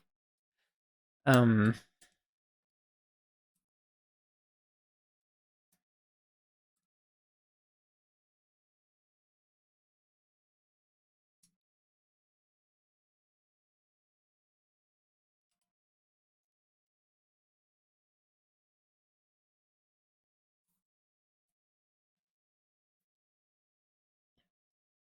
so maybe that's just it. Maybe you can't know so like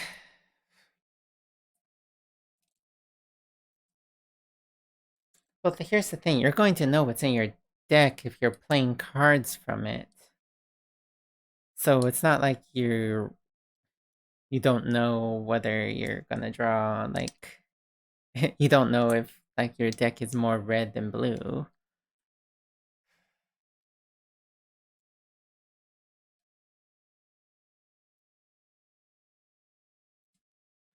Maybe it's that you shuffle your cards and you draw one in order to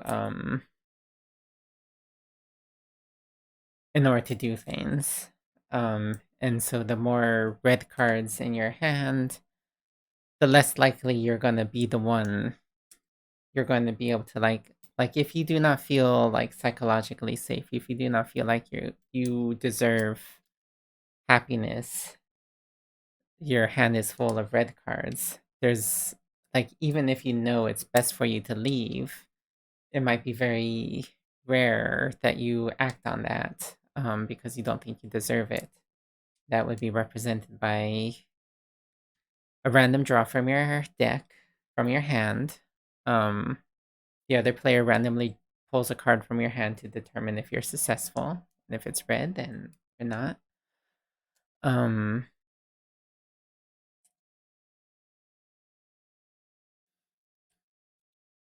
I mean, I've I've established that this is like a mechanic that I'm playing with,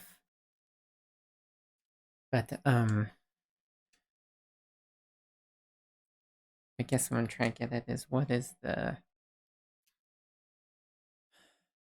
right? I was saying that like a possible win condition thing could be that like okay, so a while back I had like the idea of like say diamonds is your desired suit. And in the relationship, there's a total of more diamonds. Um and then if you break up, it's just based on the cards in your hand.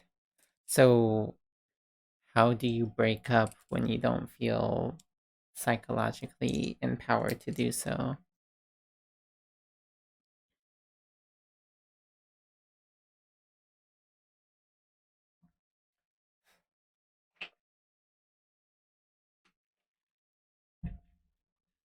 It doesn't make sense that this whole thing is the community deck.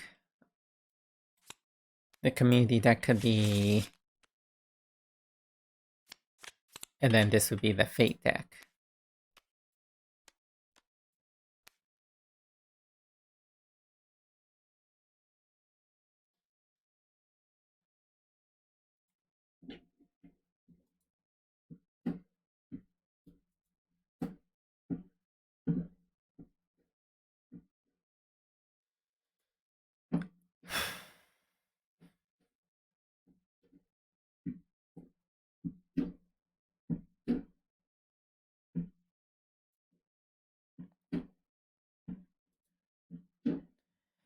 Thinking, stinking.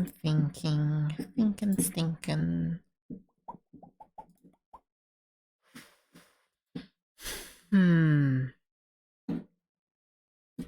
My mind is a little scattered. Do I need caffeine?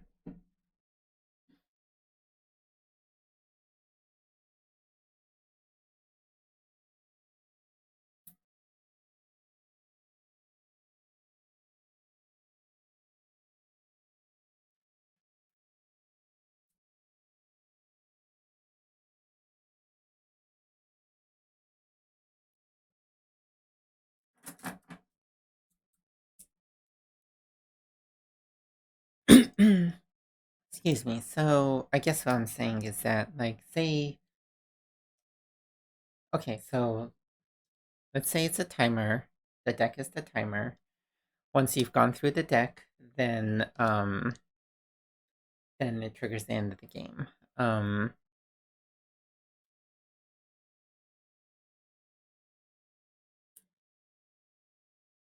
Maybe there's different goals. Maybe there's a goal of like growth, where your personal hand is nothing but your own cards. Um, Maybe there's now one where you've become famous and you have a lot of cards in the community deck. Um, hmm.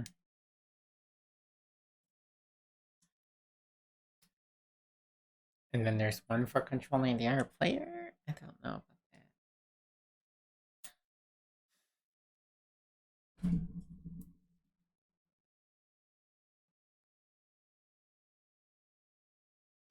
that. Timer, and then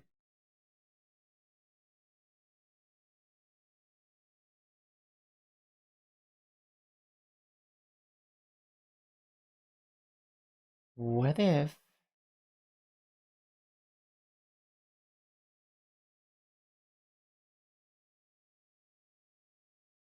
there's four suits?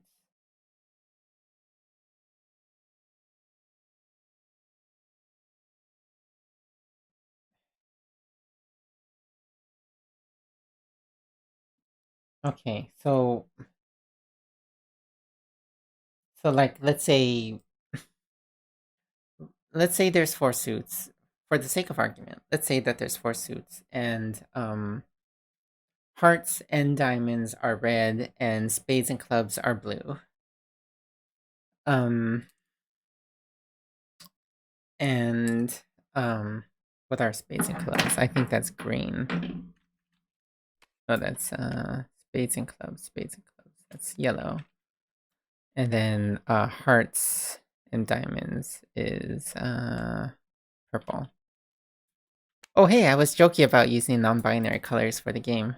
I could totally do this. Okay, so um say for the sake of argument that this is for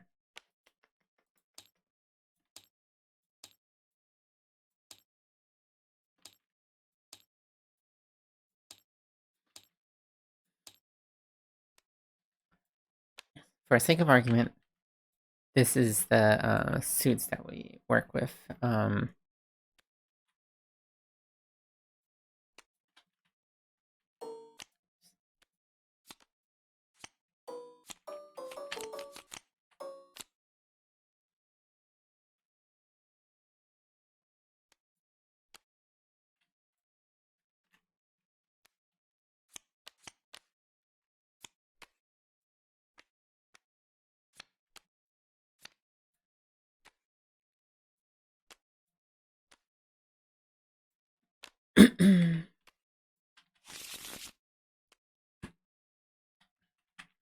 Oops, whoa, I didn't know you could do that. Okay, so community deck, influence. So let's say for sake of argument that these are the suits in play.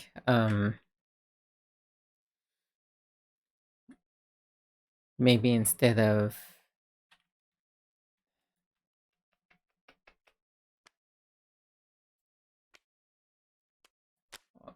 hold up, hold up, hold up.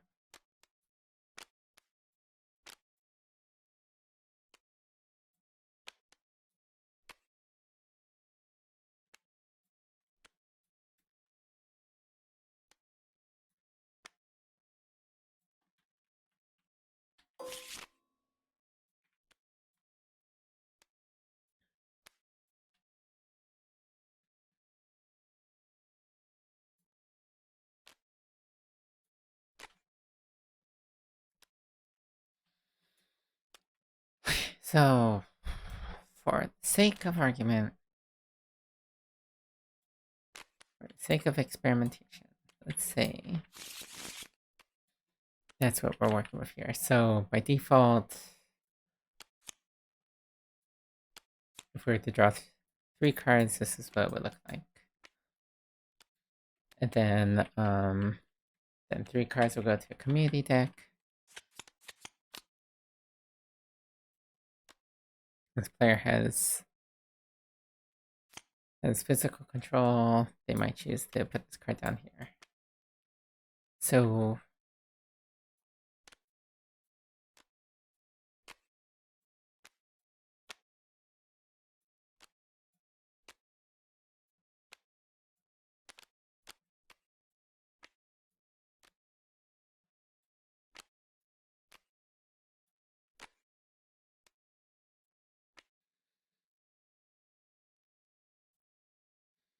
okay, so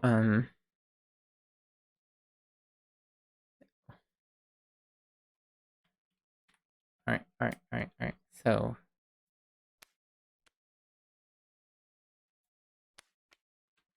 oops.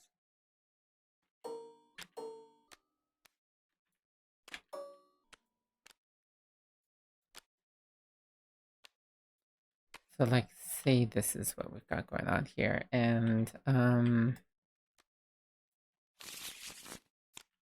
let's say that this is. Wait, what? Oh, okay.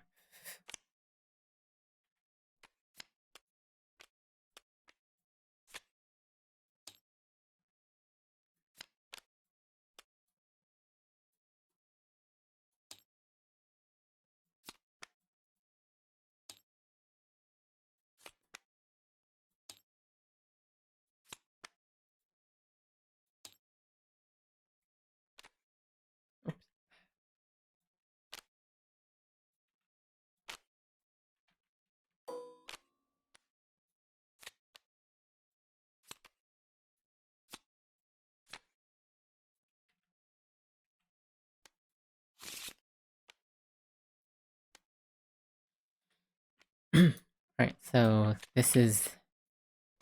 So, let's say it was weird. What if this was the goal for yellow? And say this was the goal for purple. Um, what would this look like? Yellow would be fine and even willing to let purple dominate.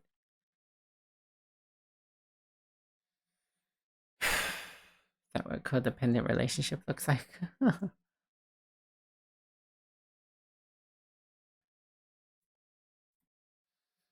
God, when conditions are so hard. It's like Cole said, it's like this is how you convey like the meaning of your game, the judgments of your game. Like this is where a lot of players derive meaning from the experience that you provide. So it's so important to get that victory condition to be like something that's like what's the word? Something that's like resonant and not that communicates clearly what I think is valuable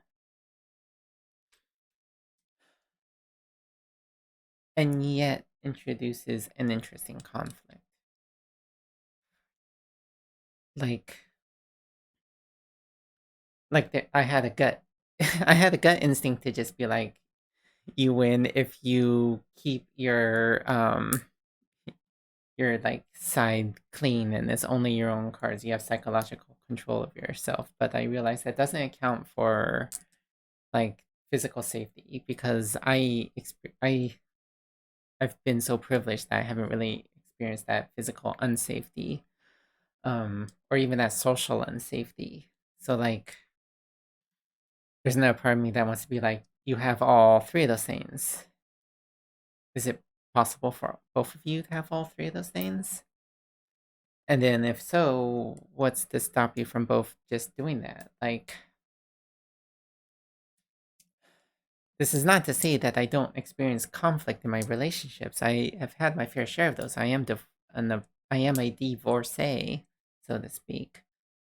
So if I'm to draw on that experience, God, this is so weird because it's like I only have one relationship, to be very honest, to draw on, and then whatever bullcrap Hollywood feeds me. But if I'm to draw from that one relationship, and my God, was that a complicated relationship, and it still is. I'm still like she's like the other mother to my daughter, so like I have no choice but to like have a relationship with her.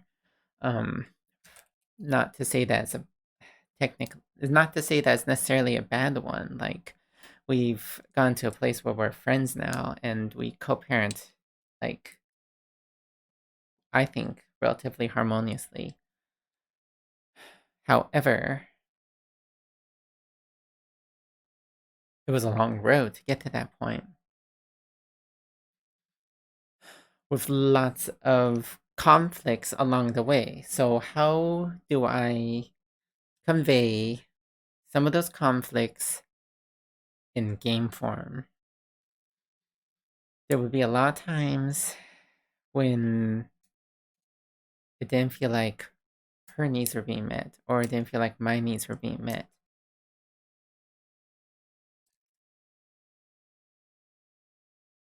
God, so many times I didn't feel like psychologically safe to express my needs. I guess that's like the problem with like not having that psychological like security. Like you feel like you need the relationship even if you don't. Even if the best thing for your growth, for your happiness, for your physical and social well-being is to leave the relationship.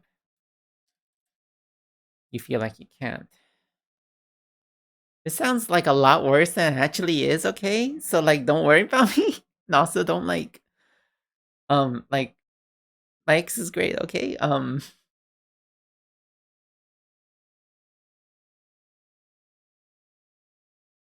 shouldn't be recording this. um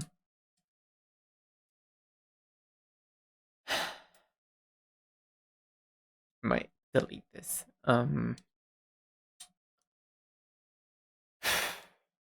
Okay.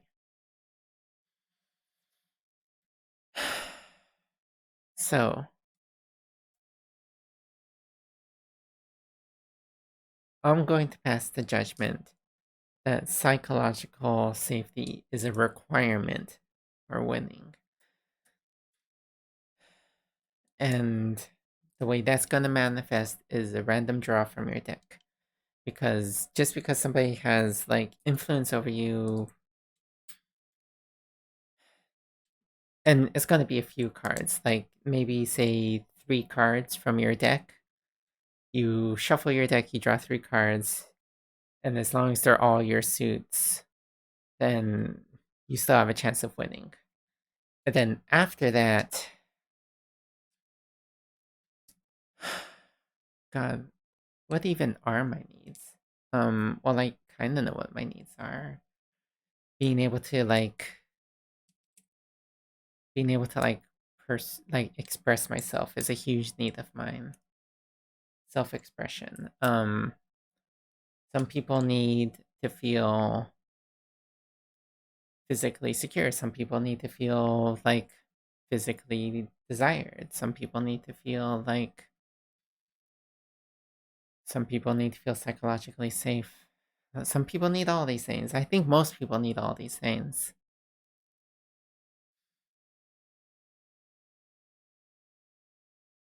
So then why do we do this to each other? Why do we I don't want to believe that people choose to psychologically dominate another person. I don't want to believe that that's like an intentional thing.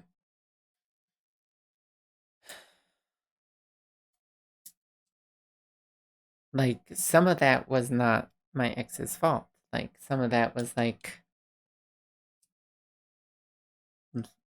my own closeting of my identity from like past trauma. Like thinking that I didn't deserve to exist or I didn't necessarily that my existence was not valuable. Um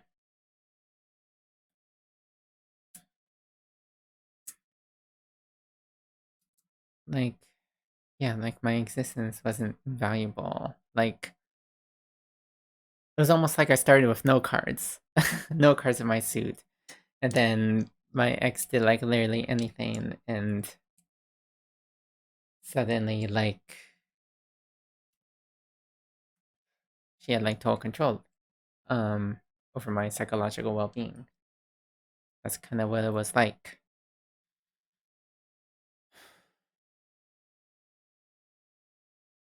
And then I provided like the financial stability and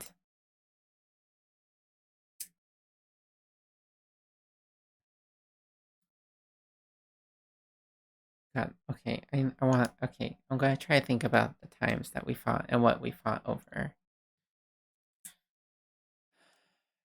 she did not feel like oh my god, there's so much trauma here. Like we get into fights because I was sloppy, or like because I didn't take care of things. Like she didn't think I was like responsible. I'm like realizing now that a lot of that is due to my ADHD. Um like not all of it, of course. Um like I do, but I mean like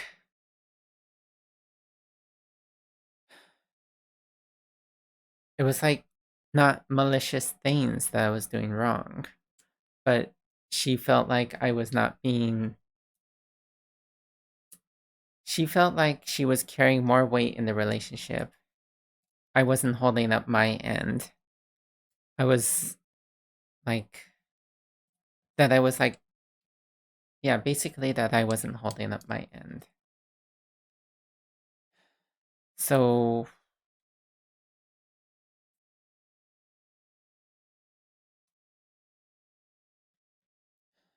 so what does that look like in this system?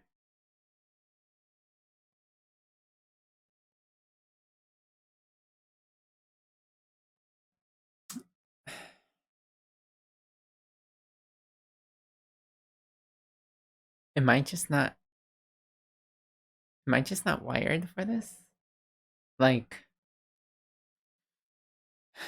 I've been listening to all these therapy podcasts, like these like therapy sessions, and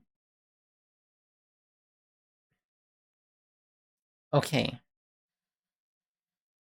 the time that I had a need that I was like willing and able to like start like a conflict over. I think there was like two of them. Yeah, there was like two of them, I think, that I could that come to mind right now. One was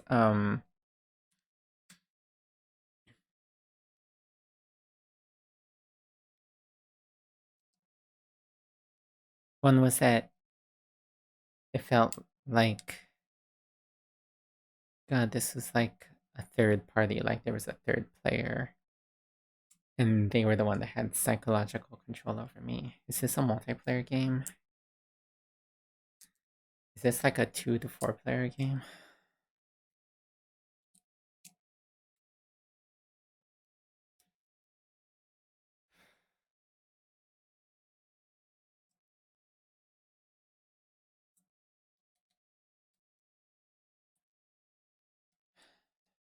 But basically, I felt psychologically beholden to somebody else, and they didn't like my girlfriend at the time, and that convinced me that they, I don't know, God, so everything's so cloudy then. I was convinced that I was not happy. I don't know if I was not happy. I mean, I was not happy, but there's a lot of reasons why. And in retrospect, it's clear what those reasons are, but like those things had nothing to do with anybody I was with.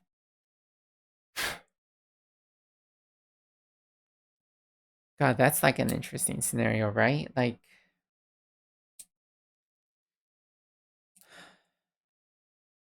I didn't have the cards in my deck to achieve my victory condition.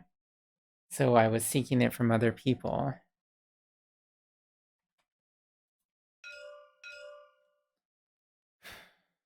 right? Okay. Right? Is this, yeah, okay.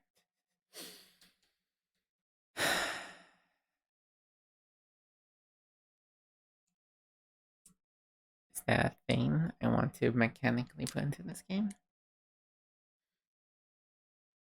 It's what happened to me, but I wouldn't say that I won that argument by staying together.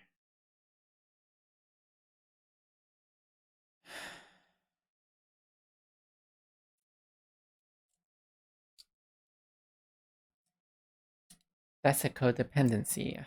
That's a codependency mechanic right here. This is me legitimizing like a codependency if I enable something like that.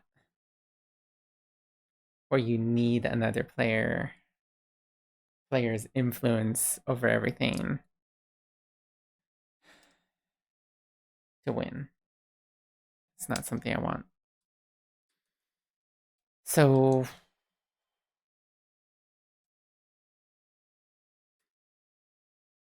let's go back to this example. Let's say this is what it was.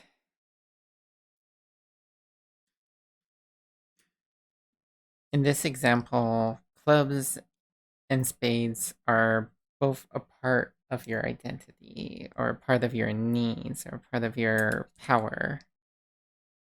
Power is essentially what it is. It's your power, your in some situations it's your like financial physical power, in other situations it's your social power, in other places it's your like psychological power over others. But these cards are your power. So do you win the game by having power? I need to use the restroom. I'll be right back.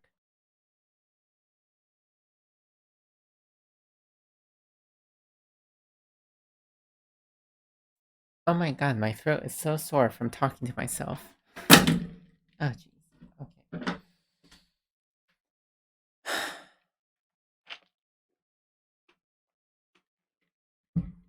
I'm gonna take a cough drop. I think I got some of those.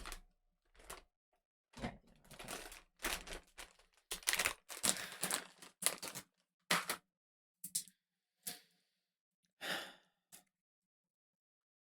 Who needs therapy when you could design games, right?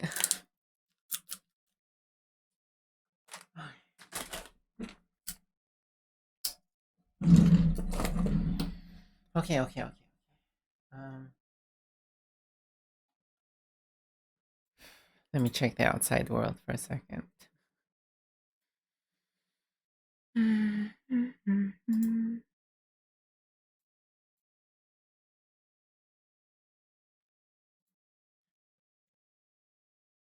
I need some like happier music.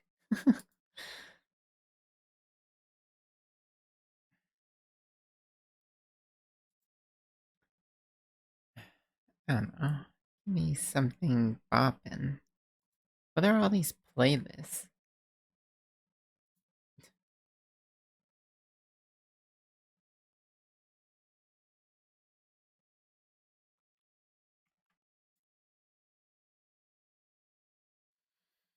Okay.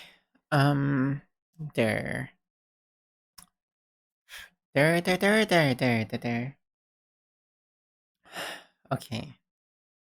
So, as I was saying, I don't want the win condition to be having power. I want having power. Power is the thing that enables you to achieve your win condition. And what are your win conditions?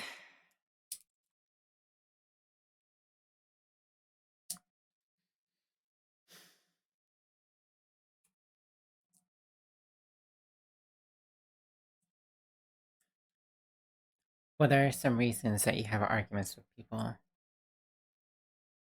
So, that was one where it was a codependency.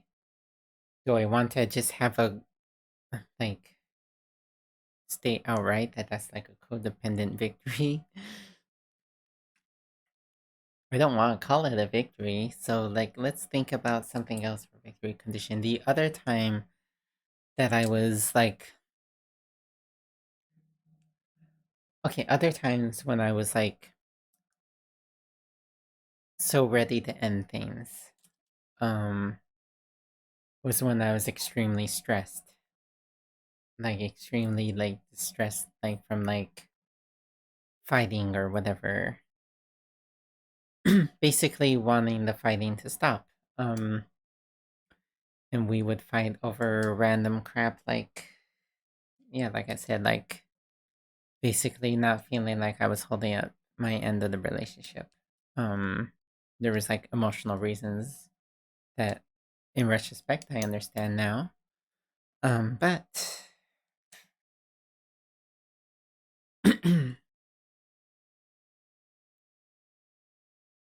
so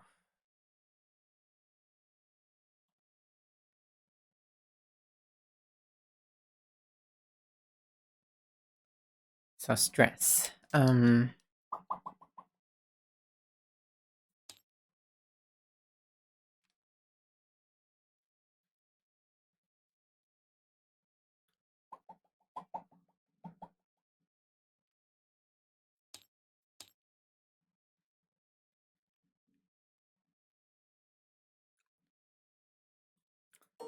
All right, so let's say that these are stress tokens for sake of experimentation. So I don't know. Let's say that you start with like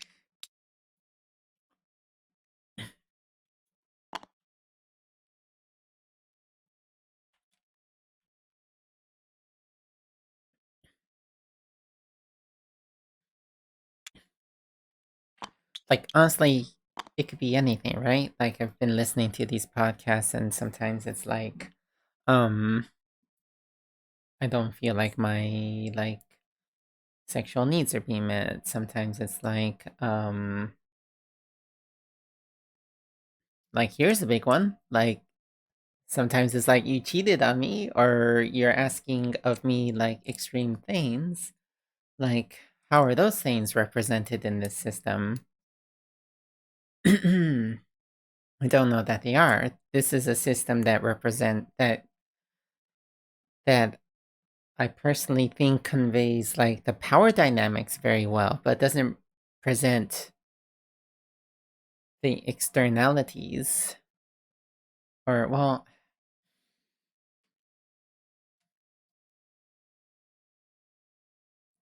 if you want to say that there was like an affair going on, maybe it would be represented by like, yeah, I don't know. How would an affair be? This doesn't like model reality. It just models a power dynamic between two people in a relationship. So any conflicts like that would be outside of the system and would be abstracted with stress tokens. Like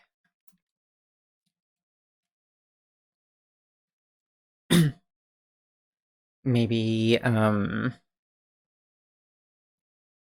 maybe Yellow's laptop got stolen and Purple is angry at Yellow because they had spent their savings on that laptop, and now this is what they're having an argument about. Like, why weren't you more careful? Why didn't you why did you leave your laptop in your car? Like um why didn't you get insured or whatever? Like, why are you irresponsible? So it could be a completely external thing outside of the system that causes the stress. So let's say that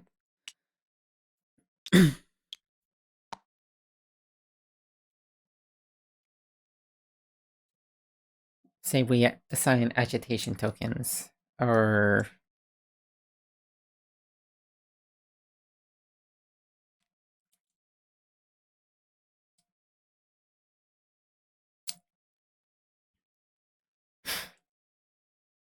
what is that frustration? Like, what is frustration in general?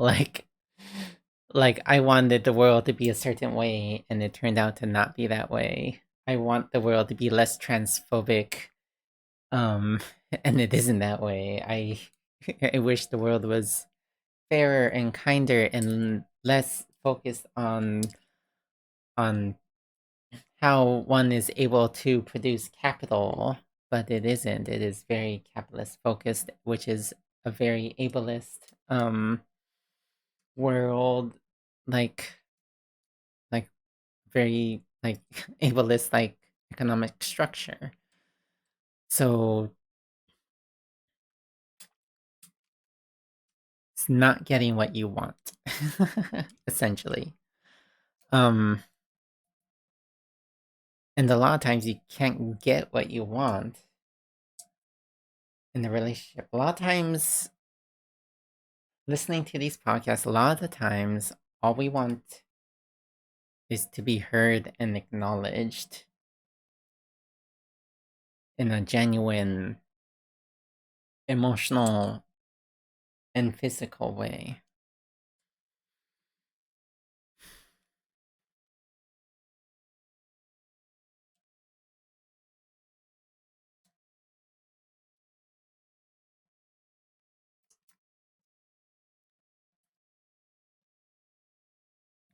So we got these frustration tokens.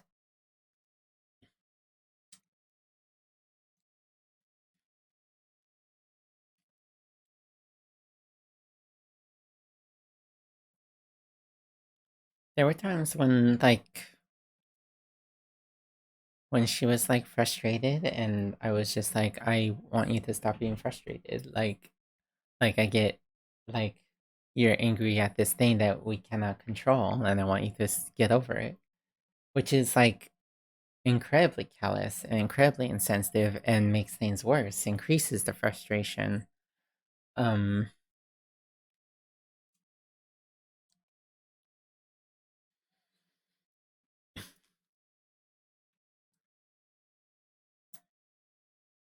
so what's happening there? It's sort of like I want you to reduce this. It's like, no duh, I want to reduce this too. So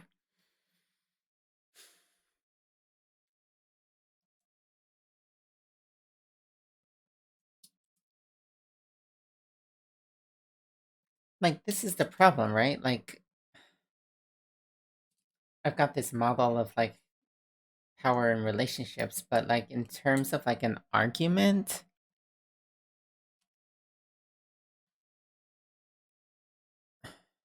those could technically be resolved regardless of the power structures, um, in a healthy way. And if I want to enable that healthy way, it kind of invalidates the entire game.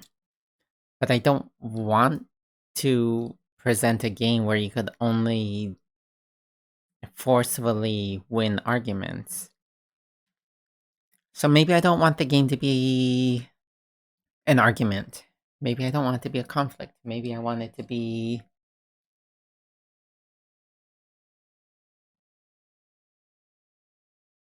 maybe I want it to be about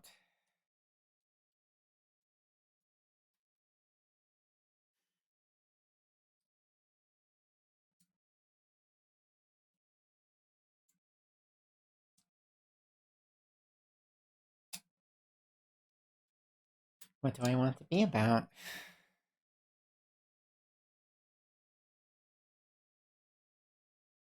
As much as I would like it to be about that moment of like, do we unravel everything or not? I don't know. I think maybe that's not what this game is.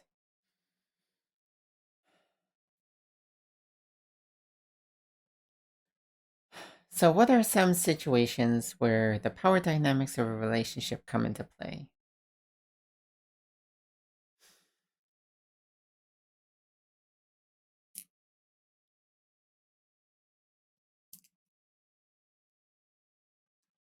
Hmm.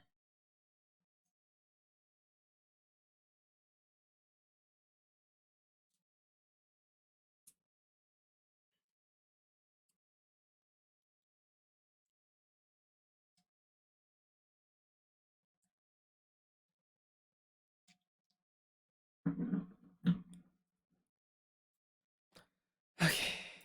Let's see.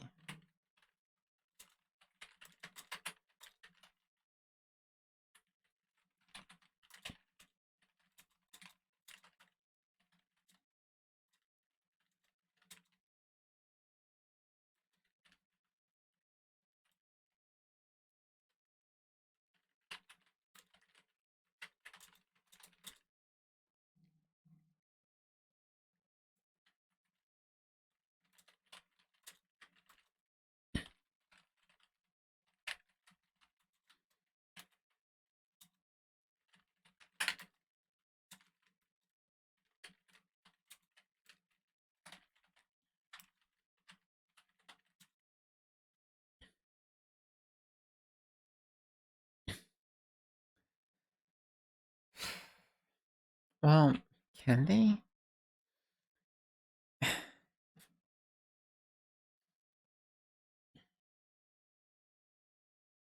Can they?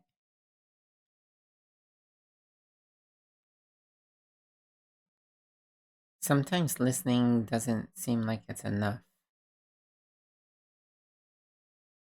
Sometimes something needs to be fixed. Sometimes something requires like an investment of resources or time or social capital to resolve. Maybe the argument is over a central conflict and it's over how to resolve it.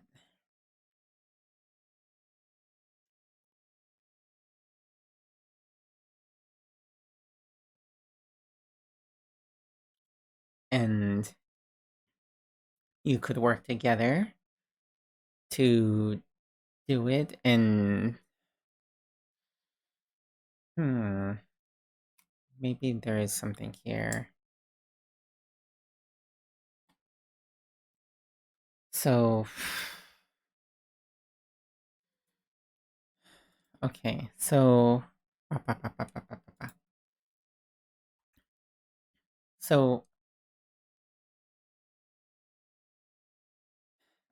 I'm committed to helping somebody playtest something in about 45 minutes.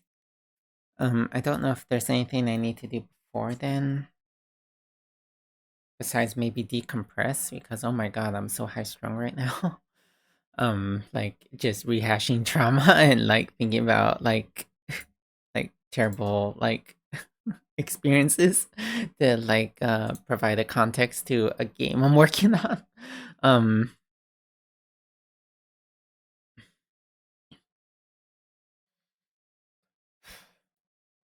so like sometimes like the argument is like I want a baby and I don't want a baby and the resolution to that conflict is do we break up? Do we have or do we compromise? So I think that's an interesting puzzle, right? Like how do you like that could be modeled in this very easily. Like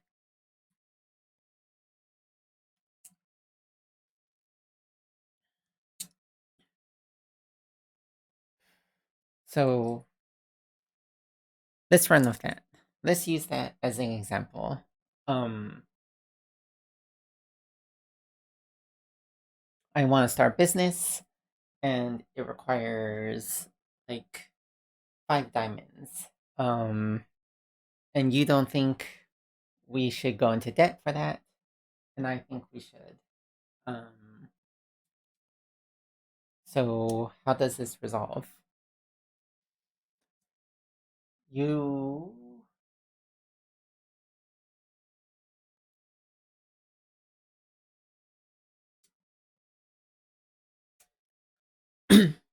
what are you saying in saying that you don't want us to do that? You're saying that you want us to have stability instead of investing this. So that would be like, do we hold on to 5 diamonds or do we spend 5 diamonds? Curiously, you need the 5 diamonds regardless. Let's think about another example. Um, I really want a baby, and you don't. Um, maybe a baby requires 5 hearts. And the relationship. Not having a baby. What do you want when you're saying you don't want a baby? You're afraid of us, like you're afraid of losing our independence and free spirit or our money or something.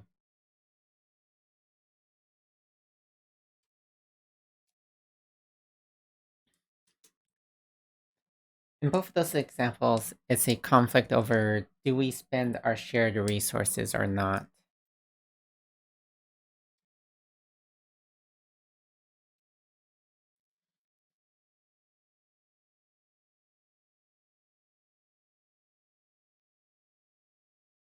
Thing is that these things usually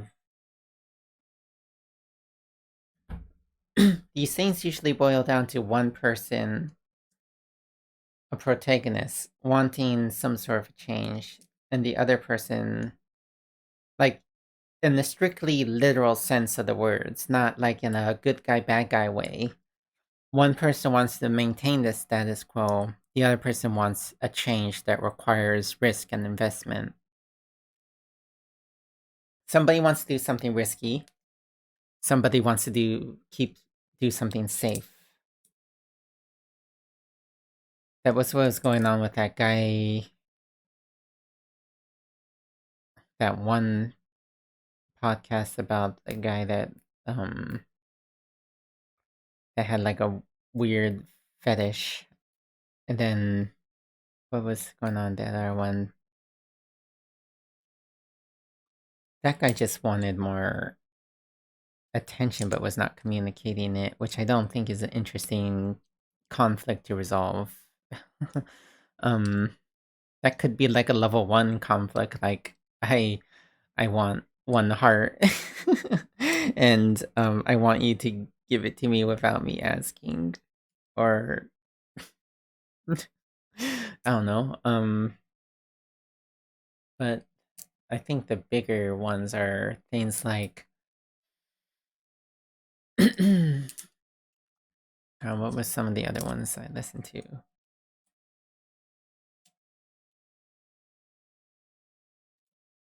I don't think those conflicts are as interesting as like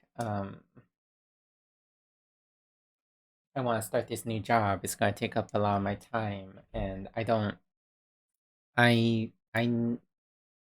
want. I think our relationship won't survive that. I want to go to this thing that's all the way. That would force us into a long distance relationship, and I don't think our relationship would survive it.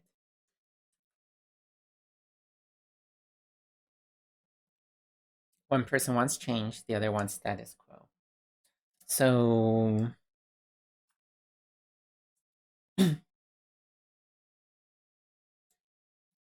so let's model that.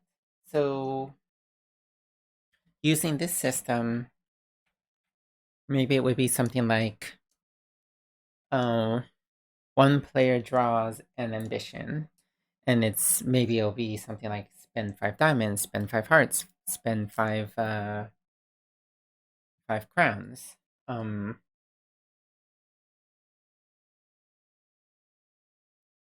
think I need new suits. Or maybe I don't. Maybe it's just you need power, like an abstract power, and it could be power from either one of you.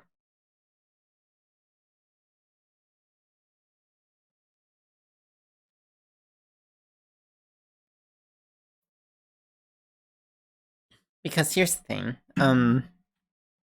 the original suits that I had was playing with, the whole like diamonds for economic power, like crowns for like social power, and then hearts for like psychological power. That's all modeled in this system. So there's no need for those suits to represent those things anymore. They could represent totally different things. So, do the cards need to represent anything? Is the suits of yours and mine enough? And I want us to have a baby just requires 3 cards from both of us. Requires a commitment of 3 power from both of us.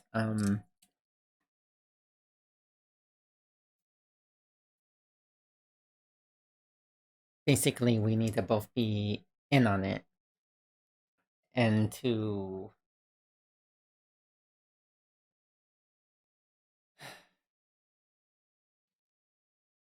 so God, this is complicated. So with this conflict, it becomes like a binary thing, right? Like either purple wins because they agree to have the baby, or yellow wins because they agree not to have the baby, or they both lose because they decide that they break up instead.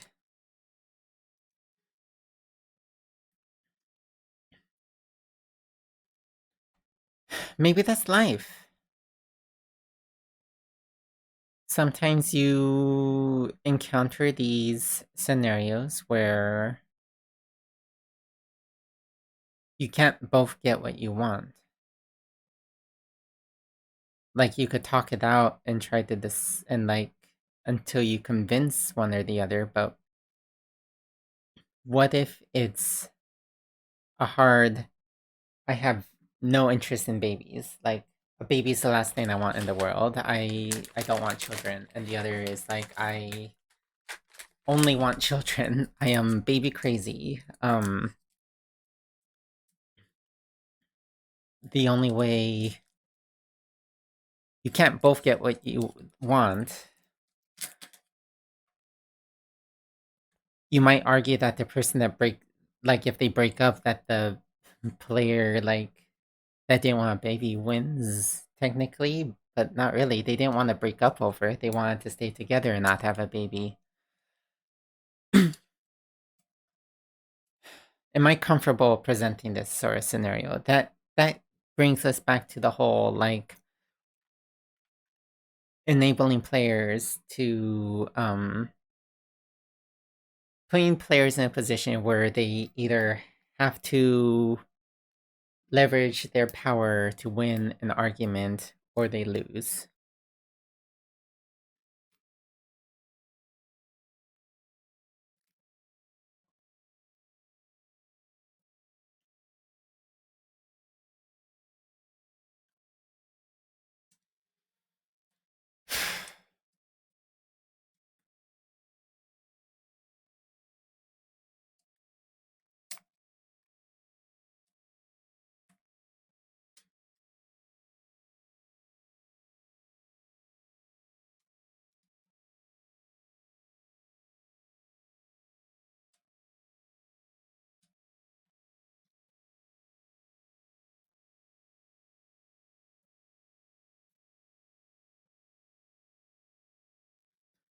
Okay.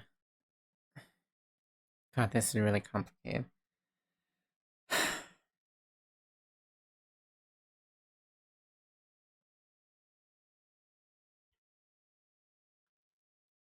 I think that's I think I'm comfortable creating this game. It is kind of a filthy truth, but like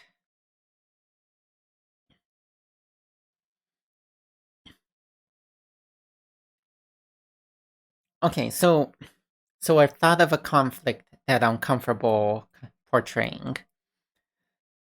A a hard like um relationship ending like issue is on the table and the couple have to decide which way they're going to go or if they're going to break up. So either one player wins or both players lose. And then through their exchanges of power, they might convince the other player to concede, or they might just break up. So, how do you convince the other player?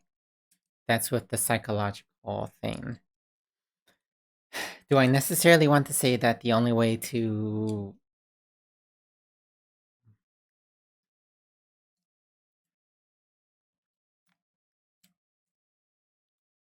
God, that's so fucked. I don't like this. Is there another way out of this?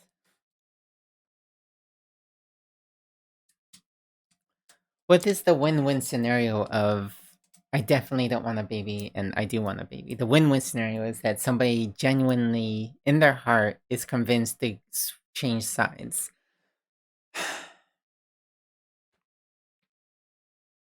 Which happens. Which is the thing that happens.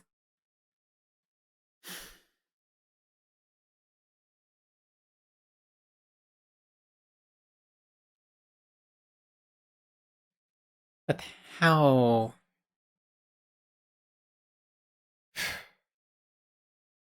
but how can I represent that in a way that I'm comfortable with? Because right now it's framed as I am leveraging my power over you to like get into your head.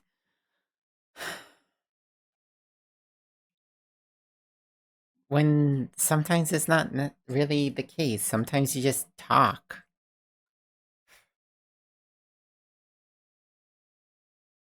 Okay.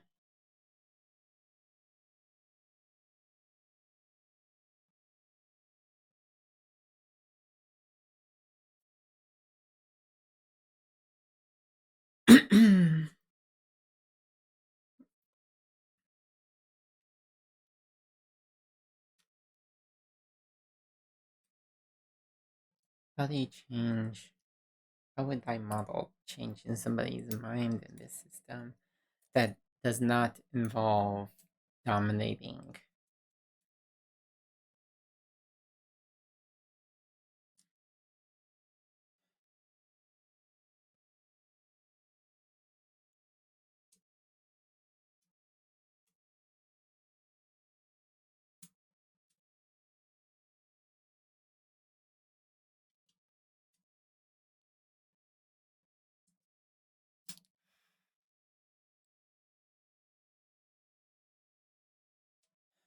If I just allow players to change their victory condition until they align, I guess that would be possible.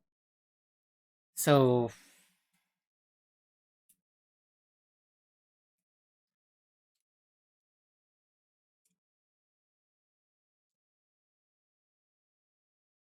so basically, what I'm asking is, how do I model like future desires into this system in a meaningful way, like some inception sort of thing, like this is what my desires are.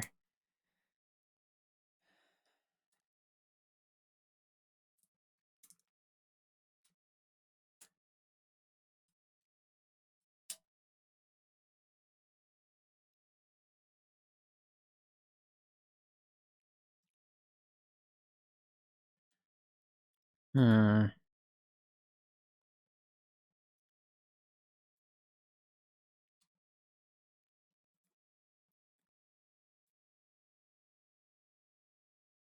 Hmm.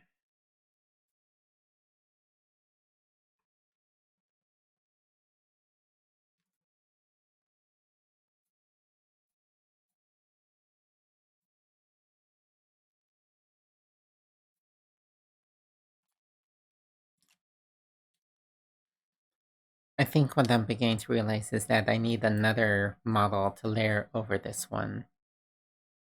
I have a model for the power dynamics in a relationship, but I need a model for the individual's desires, essentially, and their willingness to how much they wish to pursue that desire.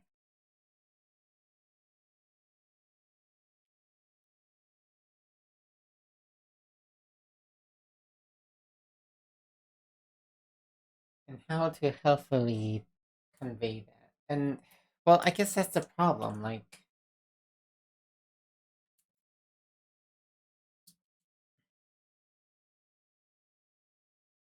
that's why I was comfortable with that. Like one idea that it's a deal breaker, like conflict, because then it's like honestly, if it's that much of a deal breaker, then breaking up is the breaking up is like the responsible thing to do, even if it doesn't feel good. Like if you're like, I am not converting to Christianity, and the other person is like, I absolutely like have to be Christian. I'm not going to hell. Like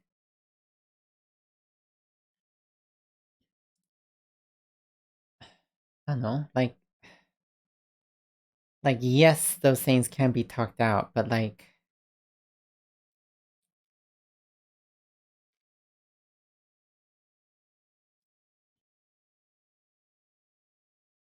think we have to be realistic. Sometimes those relationships don't hash out, because somebody wants something that is a hard no for the other person. And the only way it does work out is if there is some damage dealt to the other player, other person. So I want to frame it as breaking up is a good thing, I think. So how do I model breaking up? um,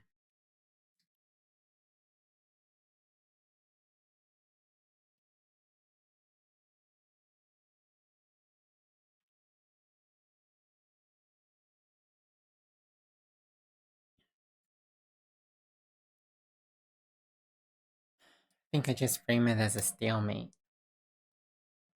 Doesn't necessarily say that you break up, but you basically don't resolve the conflict. So how does a stalemate happen? The deck running out. So you're going through the deck, and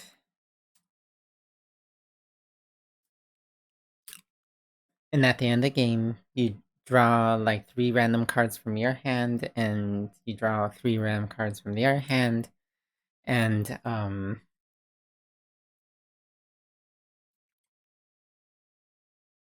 and if you two out of three is the one that wins that hand. So what happens if you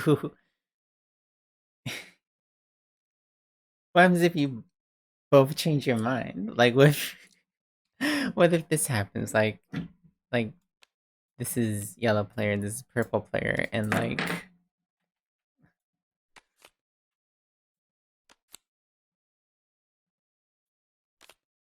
and this happens. What exactly happens in this situation? You just become codependent and you both lose?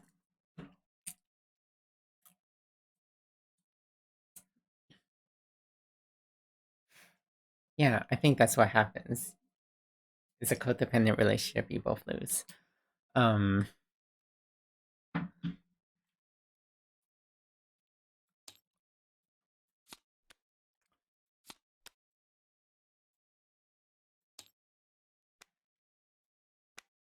and then in this situation, purple wins because purple has successfully manipulated yellow into agreeing with their demands.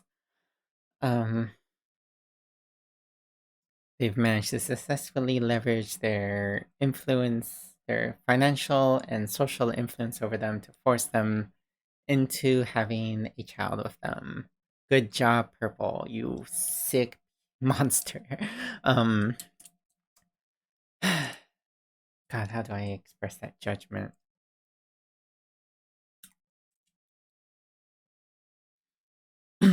and then if it's like this, then it's a stalemate. It's not both players lose, it's just a stalemate. I think I'm okay with this, and I have to really frame it like you won, but at what cost?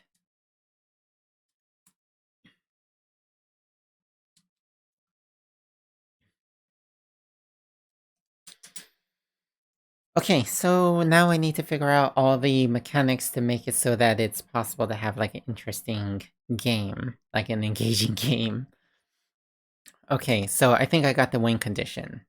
Win condition is by the time this deck runs out, you're able to basically maintain psychological control of yourself and get psychological control over the other player. That's that's the um that's the victory condition. So I've got the victory condition. And now to develop the mechanics in between. So if there are 9 cards of each type and the suits don't matter, that means I need to make 9 cards and somehow make it so that I'm comfortable with how their effects work. Also need to figure out how like cards get drawn. Like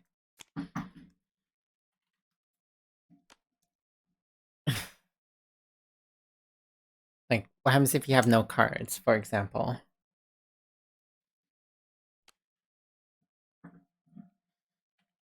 I think every turn you play a card and you draw a card. You're running down the clock. But and then when you draw a card, you could choose who to play it to.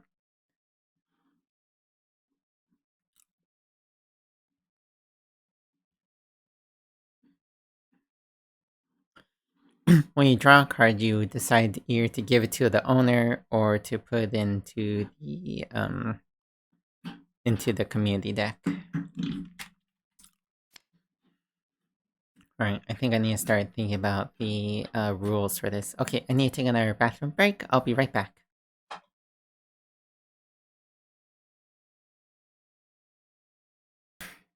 Okay. So, okay.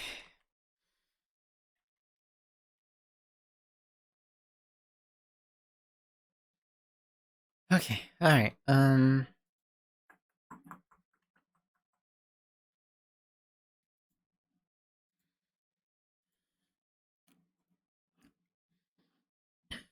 don't know. Let's make a copy of this one.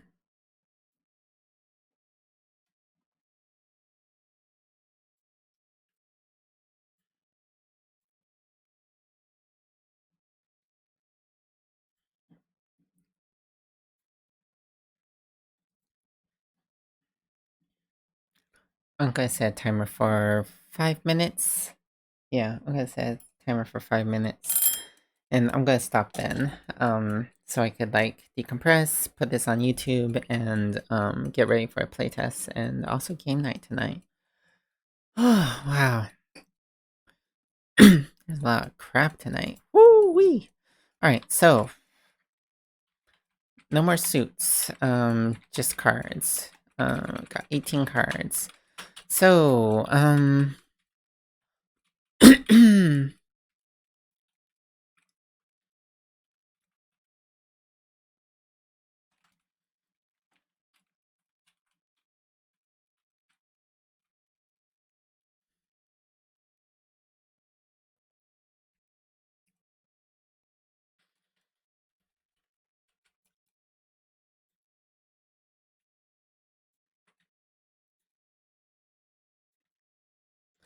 let's see. Which of these do I want to be the actions? Because I actually have more than enough.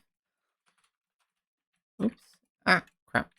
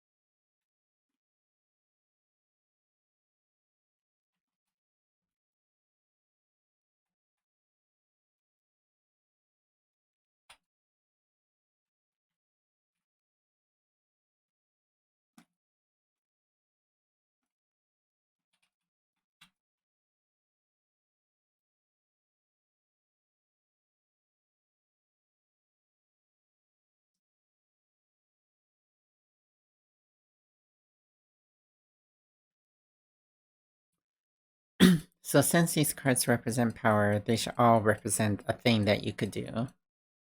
I think. Maybe. Alright, so about time for me to get going.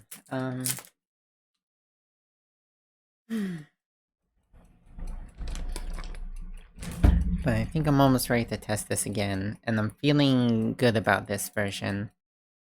I feel like I've said that like 5 times.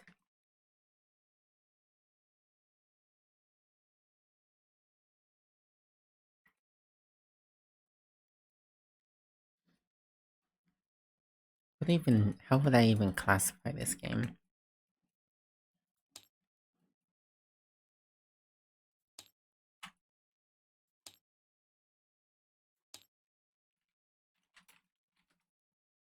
Be Hell doesn't sound like the right name for this.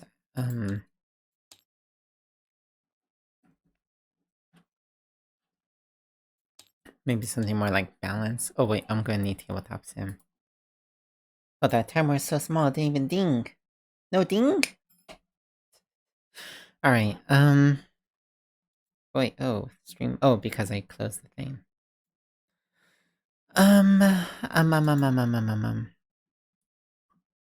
I don't need. I could open it later, I suppose. Okay, just a second.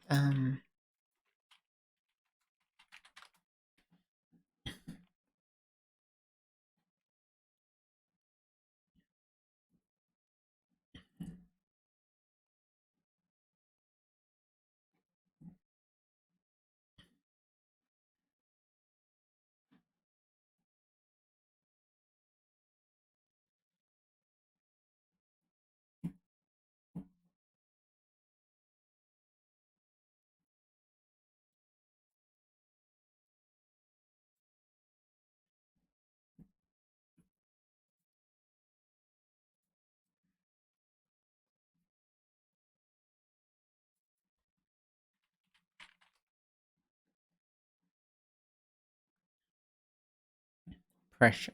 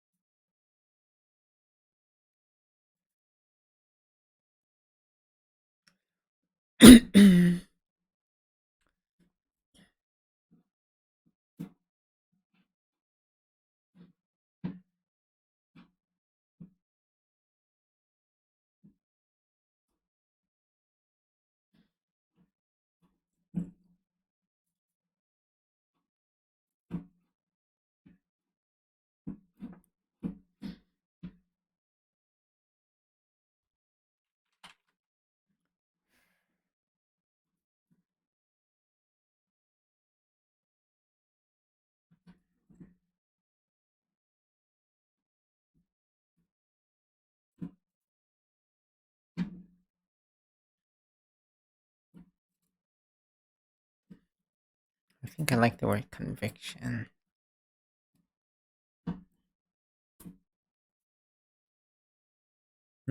Maybe not.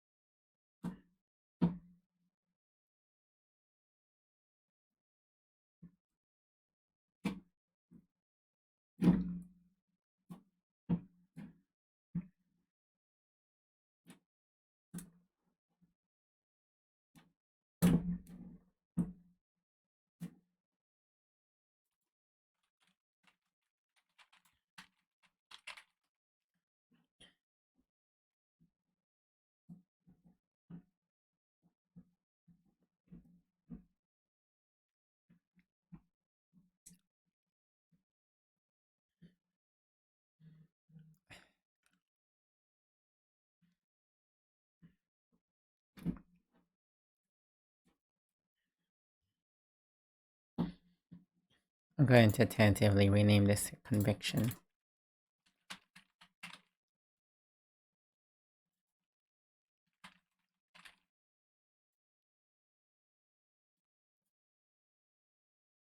Okay, I still have a few minutes technically.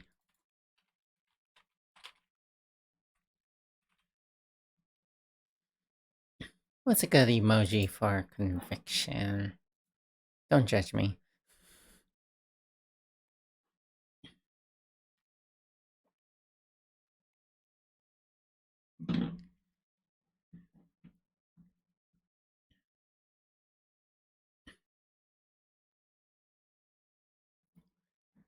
Ba, ba, ba, ba, ba.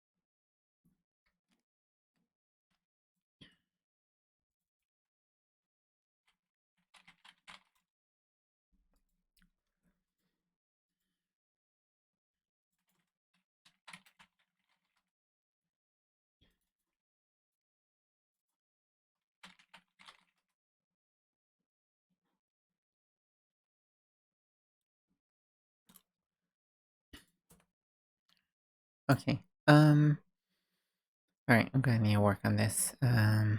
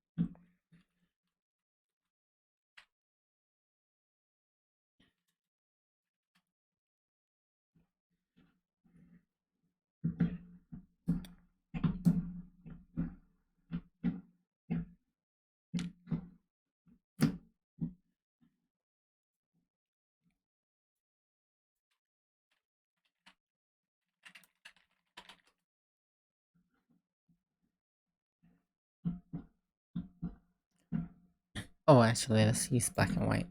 Wait, nah. I feel like that's confusing. Oh.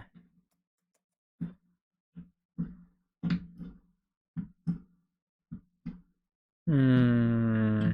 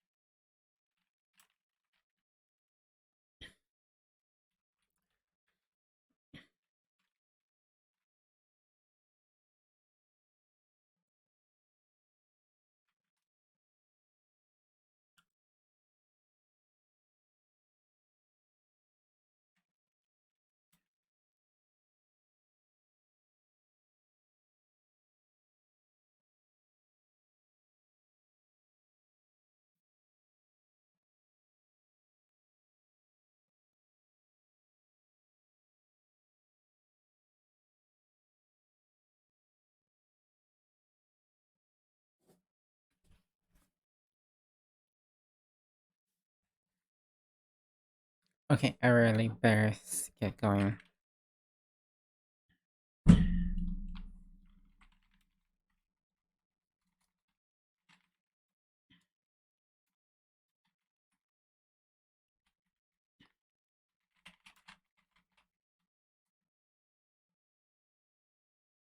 Okay, alright. That's enough of that. Thank you for watching me. Things were a little emotional in today's stream. I am fine. Thank you for watching, and I'll catch you later. Ciao!